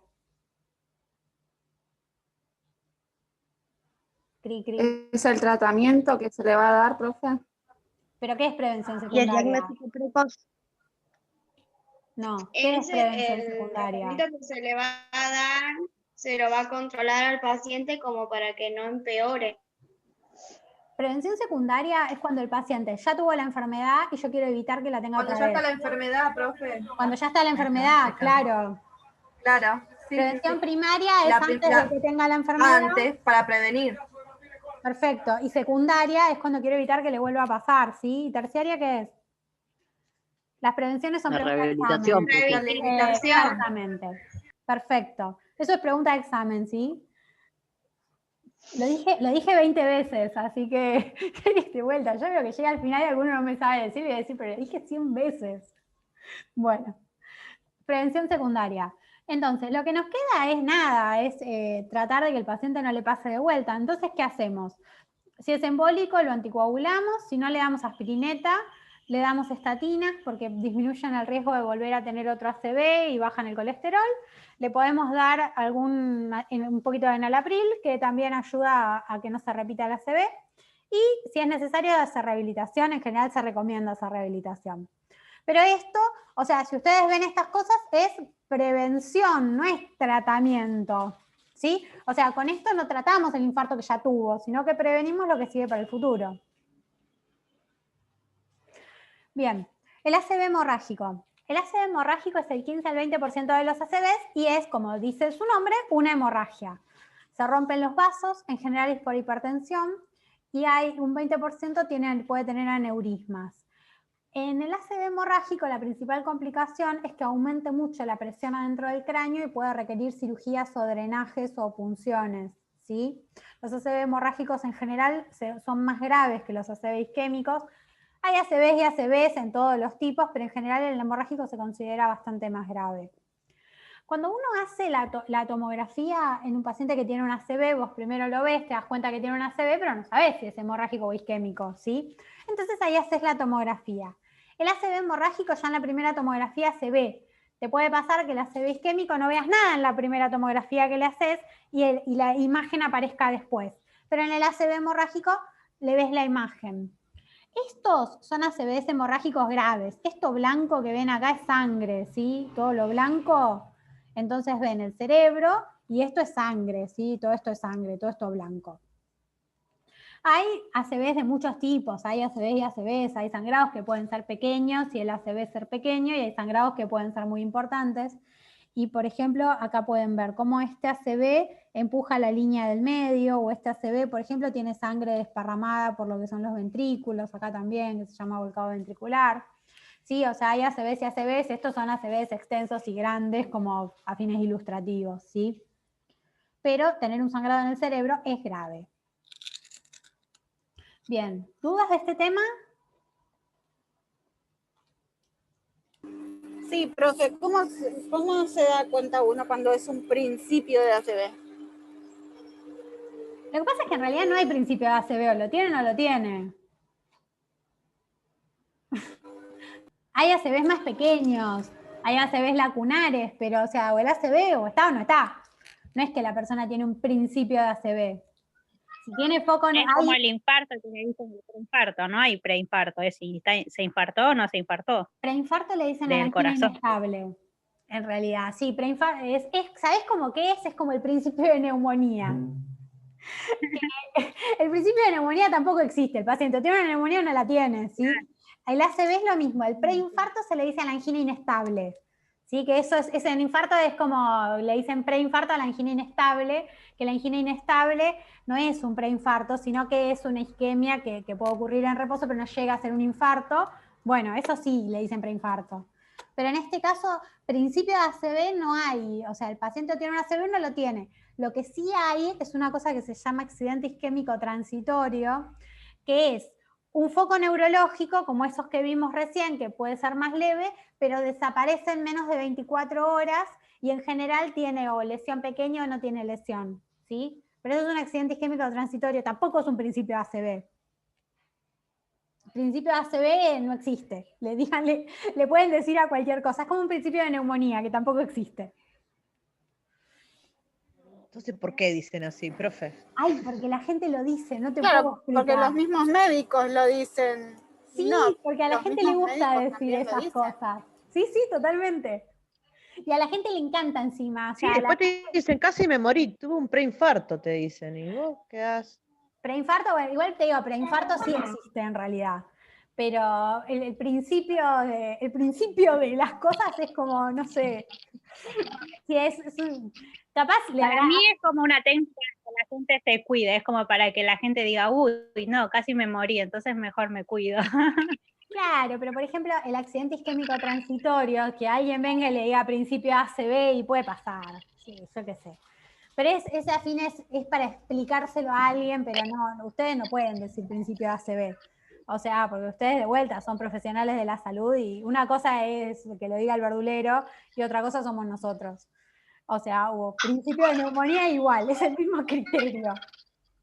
Pero es como para decir gravedad, sí, nada, se usa, ¿qué querés que te diga? Pero no existe, no es una enfermedad. El accidente isquémico transitorio sí existe, de vuelta, es un foco neurológico, pero no tiene lesión en el... Voy a silenciar a alguien. A ver. ¿Qué les estaba diciendo? Ah, bueno, eso. O sea, el accidente isquémico transitorio es no tiene lesión en la tomografía o lesiones muy pequeñas lacunares y tiene un foco neurológico que desaparece en 24 horas. Yo me imagino que a eso alguien le puede llegar a decir principio de ACV. ¿Sí? Bien. ¿Alguna otra pregunta de ACV? No, profe. ¿Todo genial? Bien. Profe, Sí. una pregunta. Cuando alguien tiene un ACV hemorrágico, ¿puede ser que haya un sangrado de la nariz y que no pare? ¿O eso es por la coagulación? Si la persona tiene un problema de la coagulación, sí puede ser. El ACV hemorrágico característicamente no tiene por qué darte un sangrado de la nariz. Ahora, el ACV hemorrágico se asocia a problemas de presión que te pueden dar también sangrado de la nariz y se asocia, y si tenés un problema de la coagulación, por ejemplo, también puedes tener un sangrado de la nariz. Pero no es una asociación directa entre ACV hemorrágico y epistaxis. Sí, aunque puede pasar porque puede pasar todo, pero no es que todos los pacientes que tienen ACV hemorrágico van a venir con epistaxis, ni la mayoría. En general es la minoría, te diría. Bueno, gracias. ¿Sí? Bien. ¿Alguna otra duda? Yo, profe, una consulta. ¿Y eso puede ir sangrando y que la persona no se da cuenta y cada vez vaya perdiendo más sangre, hasta que llegue un punto en que se descomponga, por ejemplo? Lo digo porque a mi papá le pasó. Él estuvo como 15 días con mucho dolor de cabeza y hasta llegó un momento en que empezaba a decir cosas sin coherencia. No sé, veía vacas, veía caballo, en el trabajo decía que veía gallina, todas esas cosas así. Con mi mamá lo menos que pensamos era que había tenido una ACV, sino que ya lo tratábamos de que estaba medio loco. Y hasta que un día se descompuso, le agarró una convulsión y ahí nosotros nos alarmamos y fue que justo de casualidad había un enfermero en el almacén de enfrente y él vino, lo auxilió y lo llevamos al hospital. Claro. Pero también, si no hubiese sido que esté el enfermero ahí enfrente y nos digan cómo lo teníamos que poner o sentar o algo, nosotros no sabíamos qué hacer. Claro, tal cual. En el desconocimiento. Y por eso es importante aprender todas estas cosas para poder darse cuenta. Mirá, pueden haber pasado dos cosas que se me ocurren a mí. O sea, uno, lo que le puede pasar es que tenga una lesión, que sangre un poco. O sea, el sangrado en general es uno. El sangrado sangró, ¿y sangró hasta cuándo? Hasta lo que la persona pudo. O sea, el sangrado puede ser variable. Hay personas que tienen primero un sangrado chiquito y después puede volver a sangrar, ¿sí? Eso puede pasar. La otra cosa que también puede pasar es que una persona tenga un infarto, por ejemplo, un infarto isquémico, y que después sangre arriba del infarto. Eso también puede pasar. Y la otra cosa que puede pasar, y eso entonces va generando trastornos. Depende de la ubicación lo que le vaya a pasar a la persona. Es como dijimos en el ACV isquémico. Entonces vos decís, bueno, dice pavadas. Bueno, la persona que dice pavadas, y antes no decía pavadas, uno tiene que pensar en toda la cuestión neurológica, más que en la psiquiátrica. O sea, el paciente psiquiátrico en general tiene una historia, es como que la gente no se vuelve loca de un día para el otro. O sea, suelen tener una historia, le puede pasar, sí, pero primero descartar lo neurológico y después vemos. Eso es un poco lo que uno tiene que pensar, ¿sí? Claro, sí. Lo más lindo que cuando llegamos a la clínica, la doctora que lo atendió decía que él estaba bien, porque le hicieron esa prueba de que le hacían levantar el brazo, caminar para atrás, para adelante, lo hacían hablar y le decían, no, vos estás mejor que todos nosotros, que no sé qué. Y lo dejaron internado porque de casualidad el otro día tenía que hacerse la tomografía. Y bueno, y ahí cuando le hicieron la tomografía salió todo y ahí empezó todo el tema del tratamiento y que lo tuvieron que operar y todo eso. Claro, depende mucho dónde esté la lesión, dónde esté la sangre, dónde esté ubicada. También hay otras hemorragias que se llaman hemorragias subaracnoideas, que son sangrados que están como a los costados, ¿viste? Y pueden dar también síntomas diferentes dependiendo de la ubicación y todo. Y hay algunos sangrados que hay que operarlos también. Sí, todo eso puede pasar. Así que no, nada, es súper interesante el lograr darse cuenta. O sea, y darse cuenta, creo que un poco la moraleja de todo esto es darse cuenta del síntoma neurológico. O sea, darse cuenta que algo no es normal. O sea, la persona que estaba bien y de pronto tiene algo neurológico, que puede ser toda la lista de cosas que dijimos antes. O sea, no es que necesariamente la persona te tiene que venir con el ACV del libro. Frente al síntoma neurológico, y uno tiene que consultar, insistir y preguntar a ver qué está pasando, ¿sí? O sea, para llegar a la conclusión de que algo es psiquiátrico, hay tiempo.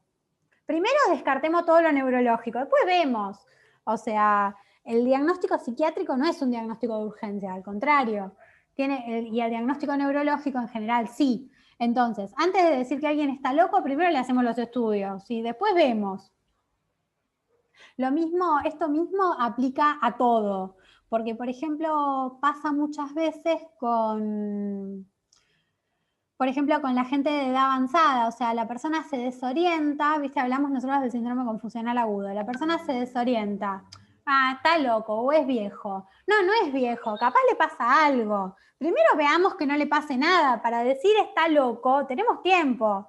O para decir se desorientó por la edad, para eso tenemos tiempo, ¿sí? Primero descartemos que no tenga, no sé, una infección urinaria o una neumonía. Eso aplica a todo. Primero fijémonos que no haya nada físico y después vemos.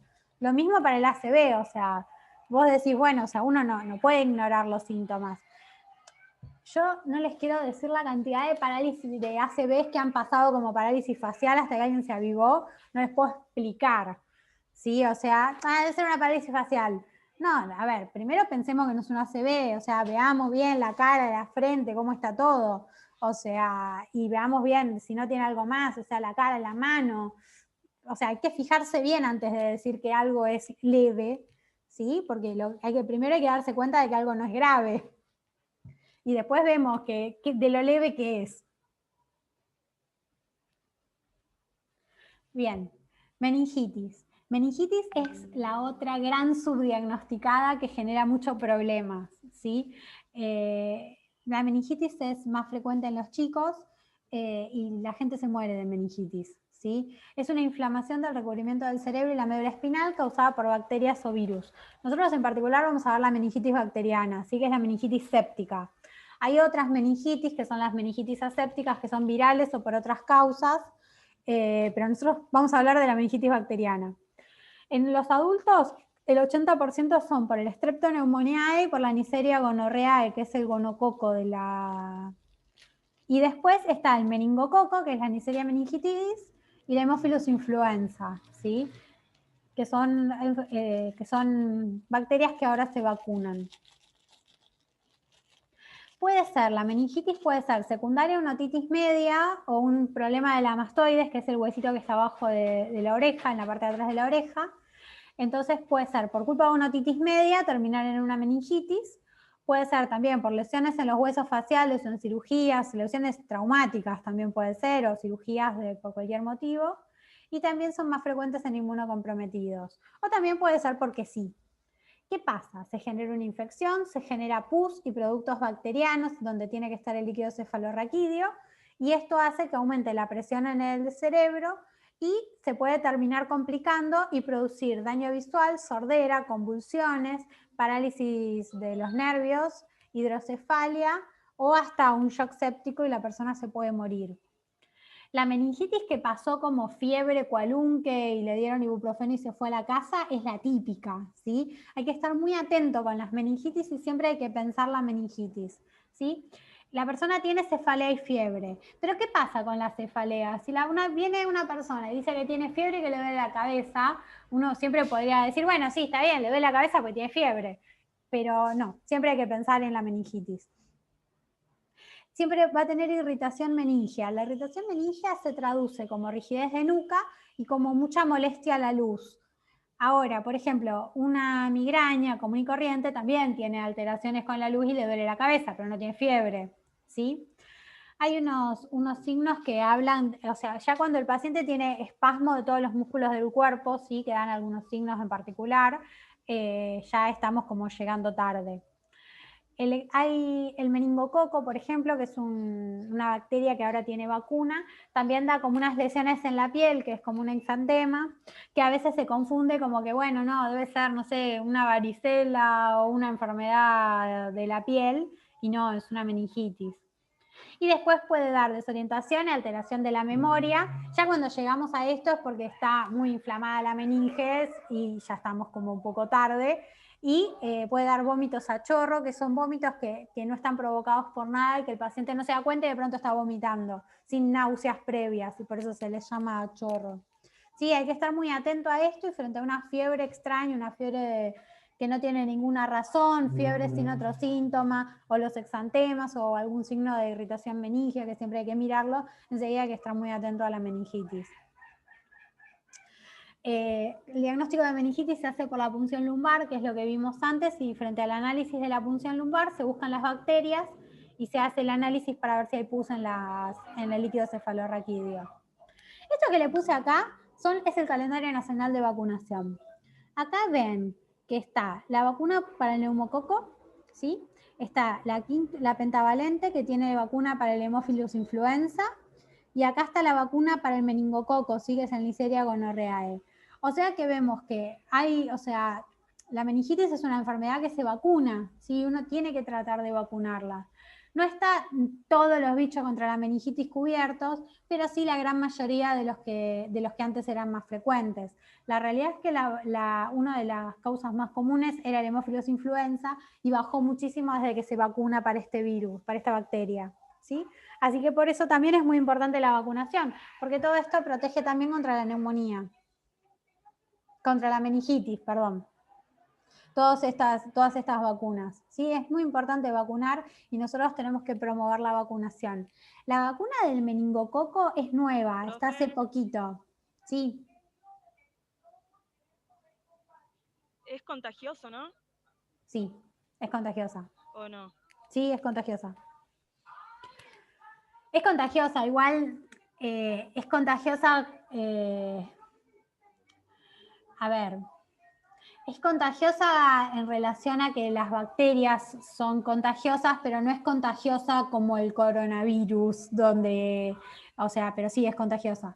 Se supone que tenés que tener cuidados y aparte en relación a lo que son las meningitis, también por algunas bacterias se hace controles a los que estaban cerca y a los contactos, todo, sí, es contagiosa. Bien, es igual, yo calculo que en pediatría también van a haber meningitis seguro, sí, acá un poco es como para que tengan una idea. Y el tratamiento son antibióticos endovenosos con urgencia, porque después empieza a haber complicaciones, ¿sí? Hay que tratar rápidamente y hacer diagnóstico rápidamente. Esto es algo que no se puede demorar porque empiezan a tener complicaciones y las complicaciones pueden ser desde una parálisis cerebral, también puede tener sordera, un shock séptico, el chico se puede morir, puede tener convulsiones, pueden pasar 1000 cosas. Así que los antibióticos empiezan con urgencia y es muy importante hacer el diagnóstico rápido. Y después se ponen corticoides para tratar de desinflamar un poco el cerebro. Bien. Y ahora vamos a ver las enfermedades que son más frecuentes en la edad avanzada, ¿sí? O sea, nos alejamos un poco de la meningitis y las convulsiones y todo, y vamos a pasar a ver Parkinson y Alzheimer. La enfermedad de Parkinson es un trastorno neurológico del movimiento que tiene una progresión lenta, pero que causa incapacidad. es mayor en varones y es mayor en edad avanzada. Y es una enfermedad degenerativa que ocurre por ninguna razón en general, ¿sí?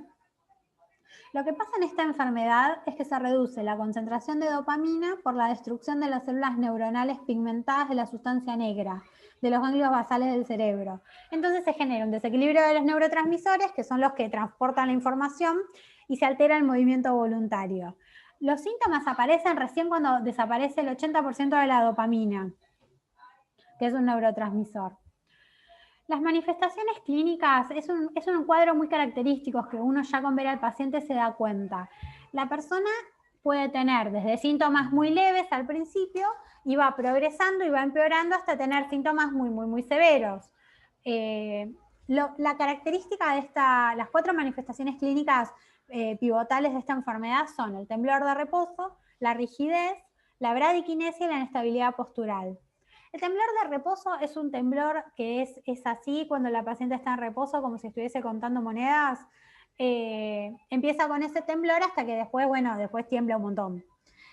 El tema de la rigidez, uno lo va a ir viendo en relación a la rigidez de los músculos. La persona, lo mismo que los movimientos lentos y la inestabilidad postural. La persona va a estar inclinada, se mueve lentamente, tiene reducidos los movimientos de los brazos, está rígida. Por ejemplo, le cuesta arrancar, o sea, cuando empieza a caminar, le cuesta pararse. Tiene una cara muy particular que es como una cara de póker, como que no se mueve, tiene poca expresión.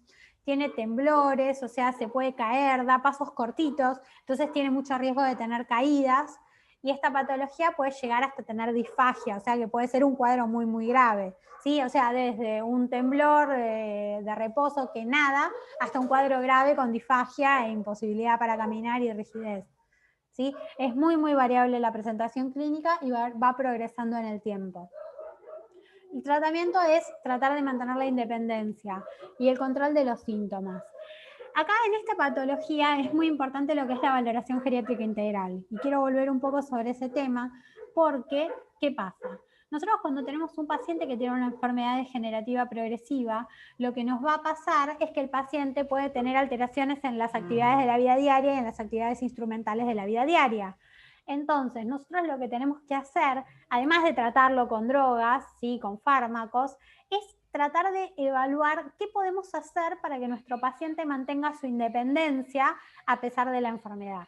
Entonces, para ello, estos pacientes necesitan una valoración geriátrica integral y nosotros tenemos que intervenir por sobre las áreas que se van afectando a medida que va pasando el tiempo, ¿sí? O sea, y por eso es tan importante la valoración geriátrica integral, porque, por ejemplo, yo me puedo dar cuenta que este paciente tiene pasos cortos y tiene cierta inestabilidad. Entonces, por ejemplo, el paciente sabemos que tiene riesgo de que si uno lo ve que es frágil, capaz tiene riesgo de tener caídas. Entonces, si yo le dejo, por ejemplo, una alfombrita en la entrada, capaz esta persona se vaya a caer por tener la alfombrita en la entrada. Entonces yo me tengo que fijar que su entorno sea seguro. Y todas esas son intervenciones que uno puede tomar, o sea, valorando el riesgo de caídas, valorando las actividades instrumentales de la vida diaria, o sea, valorando la dependencia del paciente y valorando qué intervenciones puedo tener para que el paciente esté en un entorno seguro y que poder mejorar su independencia y poder mantener su independencia, ¿sí? ¿Está clarísimo eso? Sí, profe. Genial. Bien. Sí, profe. Bien. Y el último... Sí, profe. Es genial. El último, ¿ven cómo se relaciona todo? ¿Cómo vamos dando la vuelta a todo lo que estuvimos viendo? Todo se relaciona acá. La idea es que, o sea, el cuerpo humano es uno, la persona es una y uno tiene que poder ir asociando todo. Bien, y el último tema que vamos a ver hoy es demencia, ¿sí? La demencia son cambios cognitivos, funcionales y conductuales, o sea, cognitivos, funcionales y conductuales. Cognitivo de lo que es el conocimiento, funcionales en base a la función que tiene la persona y conductuales en base al comportamiento.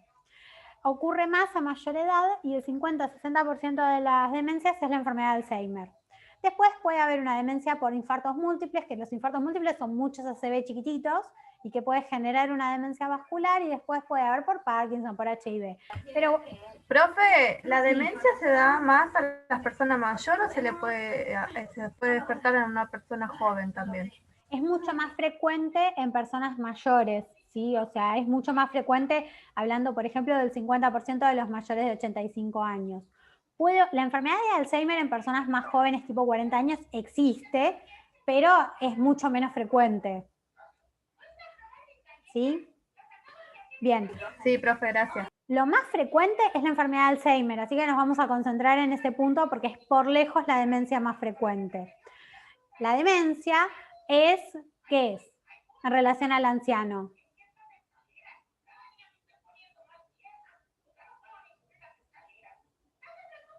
¿Qué es la demencia?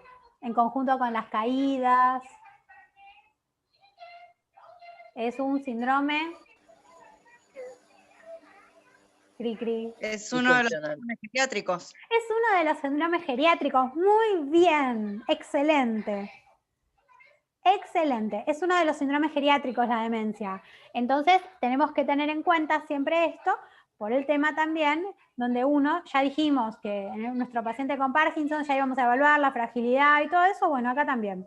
Es uno de los síndromes geriátricos, o sea que esto hay que tenerlo en cuenta. Profe, yo cuidé a una persona con Parkinson, a una mujer, y una vez le agarró la rigidez justamente cuando la estaba bañando. Es terrible la rigidez que le agarra. Sí, tal cual. A ver, depende de la persona. Vos pensás que esto es una enfermedad progresiva, o sea que en tu vida te podés encontrar con personas que tengan poco y personas que tengan mucho, ¿sí? Porque eso pasa Estaba muy avanzado ya. Esto pasa con todas las enfermedades progresivas y con las demencias también. O sea, al ser degenerativas y progresivas, hay gente que recién está arrancando y hay gente que ya tiene enfermedades muy avanzadas y terminales.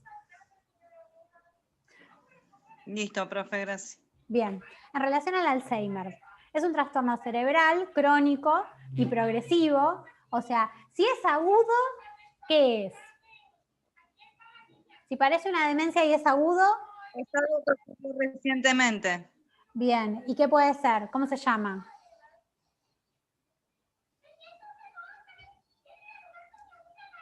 ¿Cómo es la pregunta? Si es algo que parece una demencia, pero es agudo, y la persona antes no lo tenía, que apareció ahora, nuevo, ¿qué puede ser? ¿Demencia senil aguda? Un síndrome confusional agudo. Que el síndrome confusional agudo, dijimos que ocurre en los ancianos y que en general tiene otra causa, pero no es Alzheimer, ¿sí? O sea, el Alzheimer es crónico, no es agudo. O sea, si vos tenés tu familiar, un familiar, no sé, un abuelo de cualquiera. Y yo trabajé en geriátrico, pongámosle así. Bueno, en el geriátrico. Tenías una persona que estaba en el geriátrico y que estaba de lo más bien y estaba reconsciente y hacía crucigramas y de pronto un día vos te levantás, llegás, lo ves y está desorientado y te dice que está en Alaska. Esa persona, o sea, que ayer estaba haciendo crucigramas y hoy te dice que está en Alaska, ¿tiene Alzheimer? La respuesta es no. La persona está desorientada hoy y ayer estaba lo más bien. Claro, sería uno de los síndromes geriátricos, pero no estaríamos tan seguros de decir que es un Alzheimer todavía. No es un Alzheimer, porque el Alzheimer es crónico. Crónico es la palabra es crónico, degenerativo y progresivo. Esto es una enfermedad aguda y brusca, que es un síndrome confusional agudo. Quizás esa persona tenga alguna patología de base, no sé, una infección urinaria, una neumonía en general, como cosas frecuentes, ¿no? Pero uno lo que tiene que hacer ahí es darse cuenta que es un síndrome confusional agudo y buscar algo físico. O sea, no decir, debe ser un Alzheimer que empezó ayer y antes de ayer estaba lo más bien. O sea, y desde ayer tiene una enfermedad crónica progresiva y degenerativa. ¿Qué? Puede ser por una ACV incluso. También puede ser una ACV, pero el punto es ese. Tenés que buscar patología aguda. O sea, nunca quedarte con que, debe ser un Alzheimer. Porque no, si ayer estaba bien y hoy está mal, la persona tiene algo. ¿Sí? Eso es correcto, puede ser una ACV, puede ser cualquier cosa. Pero el punto es, comprender que el Alzheimer es una enfermedad crónica y progresiva, no brusca y aguda. Esa es la diferencia entre un síndrome confusional agudo y un Alzheimer. ¿Cómo? Perdón, no entendí. Viene acompañada, no, a lo mejor estoy equivocada, viene acompañada con patologías de base. El síndrome confusional agudo sí, el Alzheimer no, tal cual. En general tiene algo, pero a veces la persona no lo tenía previamente y ahora tiene una neumonía, no sé. Entonces capaz no tenía nada previo que vos sepas, pero vos decís, bueno, tiene una neumonía y vos lo ves como un síndrome confusional agudo. ¿Sí? Pero esa es la gran diferencia entre el Alzheimer y el síndrome confusional agudo. El Alzheimer es crónico, progresivo y degenerativo, o sea que la persona empieza olvidándose algunas cosas hasta que llega a tener un Alzheimer, o sea, y uno lo va viendo cómo va evolucionando y progresa en el tiempo. Sí. Perdón que la interrumpa. ¿Puede ser que el Alzheimer tenga 7 estadios? No en particular, no sé. O sea, tiene un progreso el Alzheimer. A lo mejor yo estoy confundida cuando lo estudié, a lo mejor lo explicaron mal, pero yo tenía entendido que tiene 7 estadios el Alzheimer. No sé cómo te lo clasificaron, porque yo me imagino que podrá ser por alguna escala. Yo les puse una escala acá en particular. O sea, quizás en base a la escala lo puedes clasificar. Claro, que empiezan olvidándose las cosas hasta que llega el último estadio, que es el último estadio donde el paciente termina postrado, cuando ya no caminan, no comen. A lo mejor es eso, a lo mejor lo estoy confundiendo. Es lo mismo. Lo que yo te voy a decir igual es lo mismo que los estadios, pero ahora vas a ver, ahora ya vamos a llegar a eso. Profe. Bien. Esto, por supuesto, no es normal. O sea, bueno, el Alzheimer es irreversible, ¿sí? O sea, no vuelve para atrás. No es normal, no es un proceso normal del envejecimiento. Es frecuente, pero no es normal, ¿sí? Es una enfermedad. Y el envejecimiento normal no tiene por qué tener Alzheimer. O sea que uno no puede justificar el Alzheimer con la edad. ¿Sí? Está clarísimo eso y tampoco significa que tenga 85 años es normal que tenga Alzheimer. No es normal. Es frecuente, pero no es normal. Bien. Las causas, en realidad no se termina de saber muy bien cuál es la causa. Acá yo le puse una lista de 20.000 causas, pero la realidad es que no se termina de saber por qué es. Se creen que son componentes de todo esto, o sea, causa alguna predisposición genética con cambios en los neurotransmisores, con alguna cuestión de alguna influencia de ese tipo de enfermedades vasculares, hormonas de estrés, cambio circadiano, traumatismo, convulsiones y nada.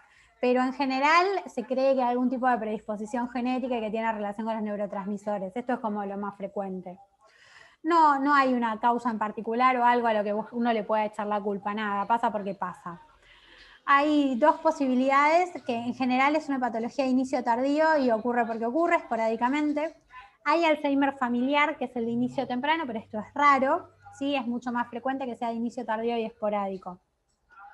La enfermedad de Alzheimer lo que ocurre es que se depositan placas de amiloide, que es como una proteína, ¿sí? En el cerebro, y se forman como unos nódulos neurofibrilares, que son como ovillos de neuronas que no funcionan, ¿sí? Entonces nosotros teníamos nuestra neurona sana, que hace que se formen como unos ovillos, ¿sí? Y no funcionan bien. Entonces empieza, al dañarse las neuronas, que están formando ovillos en vez de estar funcionando, ¿sí? Se empieza a generar como un daño en la corteza y es como una atrofia del cerebro. O sea que acá lo que podemos ver es como que la parte esta rojita, que es como la corteza, se va adelgazando, que es la famosa sustancia gris, y van aumentando como los surcos que tiene el cerebro, y esto se llama atrofia. Y disminuye un neurotransmisor en particular que se llama acetilcolina, que es como el principal culpable de todo esto. ¿Sí? Esta es la forma en la que se produce. La realidad es que nadie sabe muy bien por qué se produce y todo, y esto es progresivo, o sea, empieza y va evolucionando con el tiempo, desde tener unos leves trastornos de memoria hasta un paciente que puede estar postrado. O sea, olvidos o pérdidas sutiles, hasta olvidos importantes, desorientación en tiempo, espacio y persona, ¿sí? Son personas que no reconocen a los familiares. Pueden tener conductas impulsivas porque no reconocen las secuencias de acciones, o sea, no reconocen sus propias acciones. pueden tener dificultades para realizar las actividades de la vida cotidiana. Todo esto puede ser progresivo, porque primero la persona capaz pierde la capacidad, por ejemplo, de manejar su dinero, y después con el tiempo pierde la capacidad de, no sé, de limpiar su casa, y después la persona capaz tiene conductas raras, o se le puede olvidar el gas prendido y ya no puede estar sola, ¿sí? Pero todo esto es progresivo, o sea, desde nada hasta todo. Puede tener cambios en la personalidad, muchas veces se vuelven agresivos o apáticos, ¿sí? Pueden tener dificultad para comunicarse porque no encuentran las palabras. Y en etapa terminal están postrados y son personas que no hablan, que pierden la capacidad del habla, no se mueven, están postrados, no reconocen a los familiares. Y bueno, es una enfermedad muy triste en ese sentido. Sin embargo, uno tiene que cuidar a las personas que tuvieron Alzheimer, quizás por lo que fueron algún día y no por el estado en el que están ahora, porque es una enfermedad, ¿sí? Y la enfermedad de Alzheimer en general terminan falleciendo por complicaciones como neumonías, desnutrición o deshidratación, ¿sí? O sea, es una enfermedad progresiva, degenerativa, y dijimos que era irreversible, ¿sí? Para hacer el diagnóstico, ¿sí? O sea, el punto número 1 es que el diagnóstico es por exclusión. ¿A qué me refiero con que el diagnóstico es por exclusión?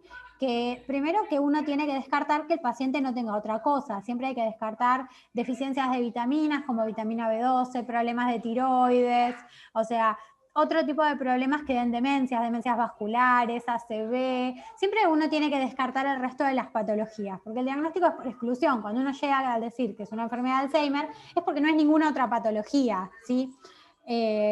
Problemas cerebrales, nada, siempre hay que hacer la tomografía de cerebro para ver que el paciente no tenga masas, hay que hacer un análisis de sangre para ver que el paciente tampoco tenga otras patologías, ¿sí? Que puedan dar algún cuadro neurológico o algún cuadro de confusión, como para decir que puede ser esto.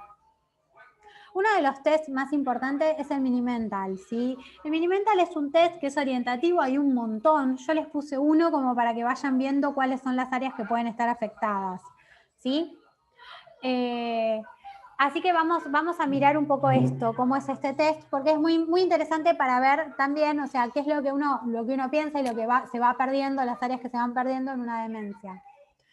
Siempre uno ve el tema de la orientación, entonces uno ahí le pregunta al paciente qué día es, qué fecha, el mes, la estación, el año, dónde está, dónde vive, la provincia, la nación, ¿sí?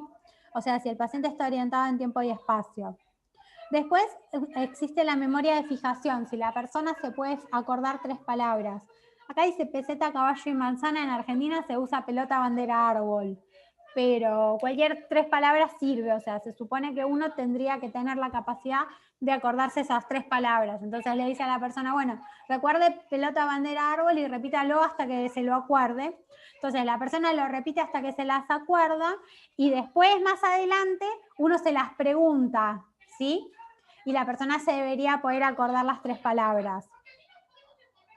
El área de concentración y cálculos, uno va haciendo cuentas simples, ¿sí? En general uno usa dinero, bueno, acá está hecho con euros, este es uno que tiene una traducción para Europa, pero uno le pregunta con pesos y le va preguntando si va agregando de 3 en 3, o repetir 3 números y decirlos al revés, ¿sí? Para ver si puede concentrarse o puede calcular.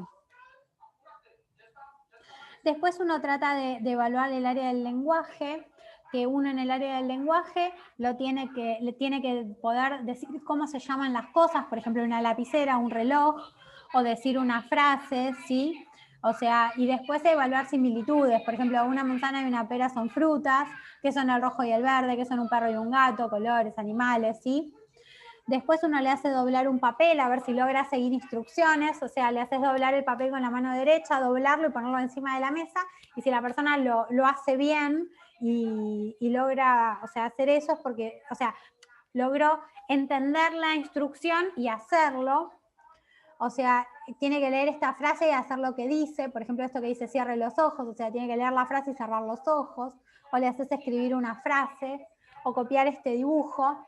Y en base a esto es que vas evaluando cómo está la persona en estas áreas, ¿sí? Que son orientación, memoria de fijación, concentración y cálculo, memoria, lenguaje y construcción. Si la persona no sabe leer y escribir, hay algunas cosas que no le haces hacer y tenés un puntaje más bajo para estas personas. Y con esto es uno de los tests que se usan para evaluar. Otro de los tests es el test del reloj, donde vos le haces dibujar un reloj y le decís qué hora tiene que poner y en base a lo que te dibuja la persona podés evaluar también cómo está. O sea, ver si la persona te dibuja el cuadro, si te dibuja todos los números en el orden que corresponde y si te dibujan las agujas.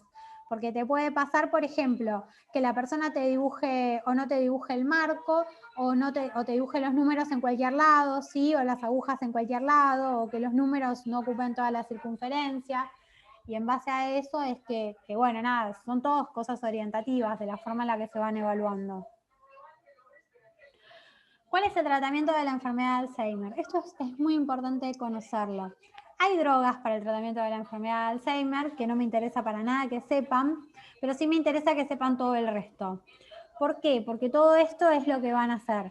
Volvemos a lo mismo. Se hace la valoración geriátrica integral, se hace la evaluación de las actividades de la vida diaria, se hace la valoración de la demencia, se hace la valoración de las actividades instrumentales de la vida diaria, ¿sí?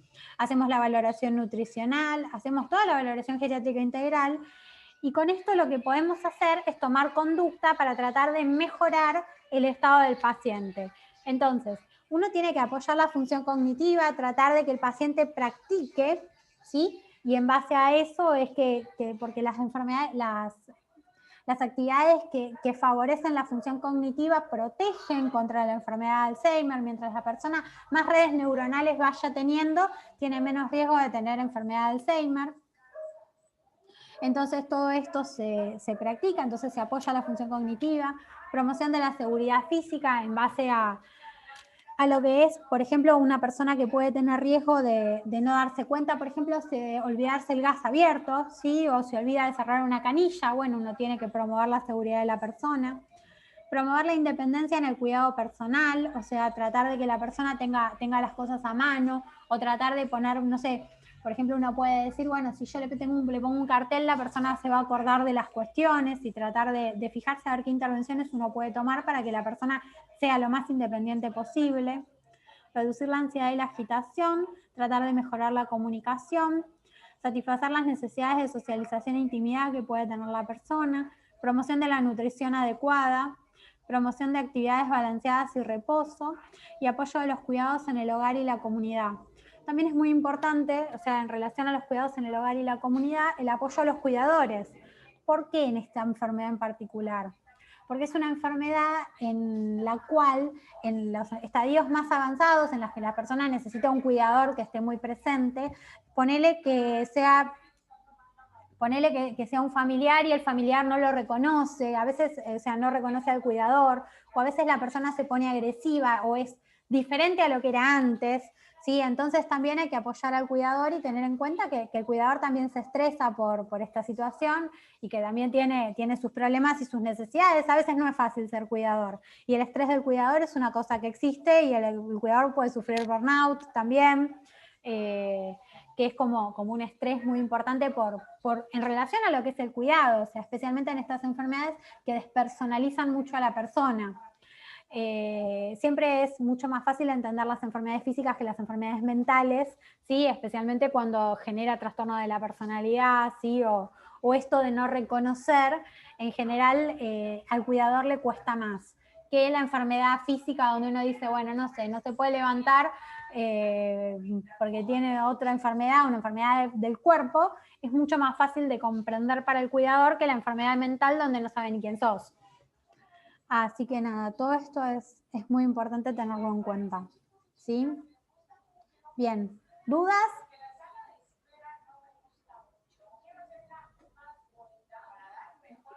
No, profe. No, profe. Demencia, yo pensé que iban a preguntar un montón de demencia y de enfermedad de Alzheimer. Profe, es como normal que se queden como en el tiempo y que sean muy repetitivos también, ¿no? O sea, preguntar siempre lo mismo. Me preguntan quién soy y a los 5 minutos te vuelvo a preguntar quién sos y se quedan con que, no sé, sos una persona pero hace 30 años atrás. ¿Puede ser? Sí, Lo primero que se pierde es la memoria a corto plazo y la memoria a largo plazo se pierde después. Entonces, ¿qué pasa? Vos, por ejemplo, para apoyarlo le podés poner canciones de cuando ellos eran jóvenes, que seguramente se acuerden la letra, y vos decís, capaz se acuerda la letra de la canción de cuando era joven y no se acuerda lo que le dijiste hace 2 minutos. Eso es muy característico. Entonces, capaz no sabe quién sos vos, pero capaz le mostrás una foto de hace 30 años y se acuerda de eso. Con respecto a la lista, sí. Si alguno no me dijo que estaba, es momento para decírmelo. Si alguno antes no estaba. Yo, profe Avilés. Vera presente, profe. Avilés. Vera. Arcuri, profe. Arcuri. Arredondo también, profe. Arcuri. Arredondo. Viarte. ¿Alguien más? ¿Que no estaba en la lista? Ayala, profe, que no tiene micrófono. González Gustavo. Ayala. Ávila Juliana, profe. Ávila. Ayala. ¿Alguien más que no haya estado en la lista? Bien. Bueno, ¿alguna duda de la clase? Buenísimo, profe. No, profe.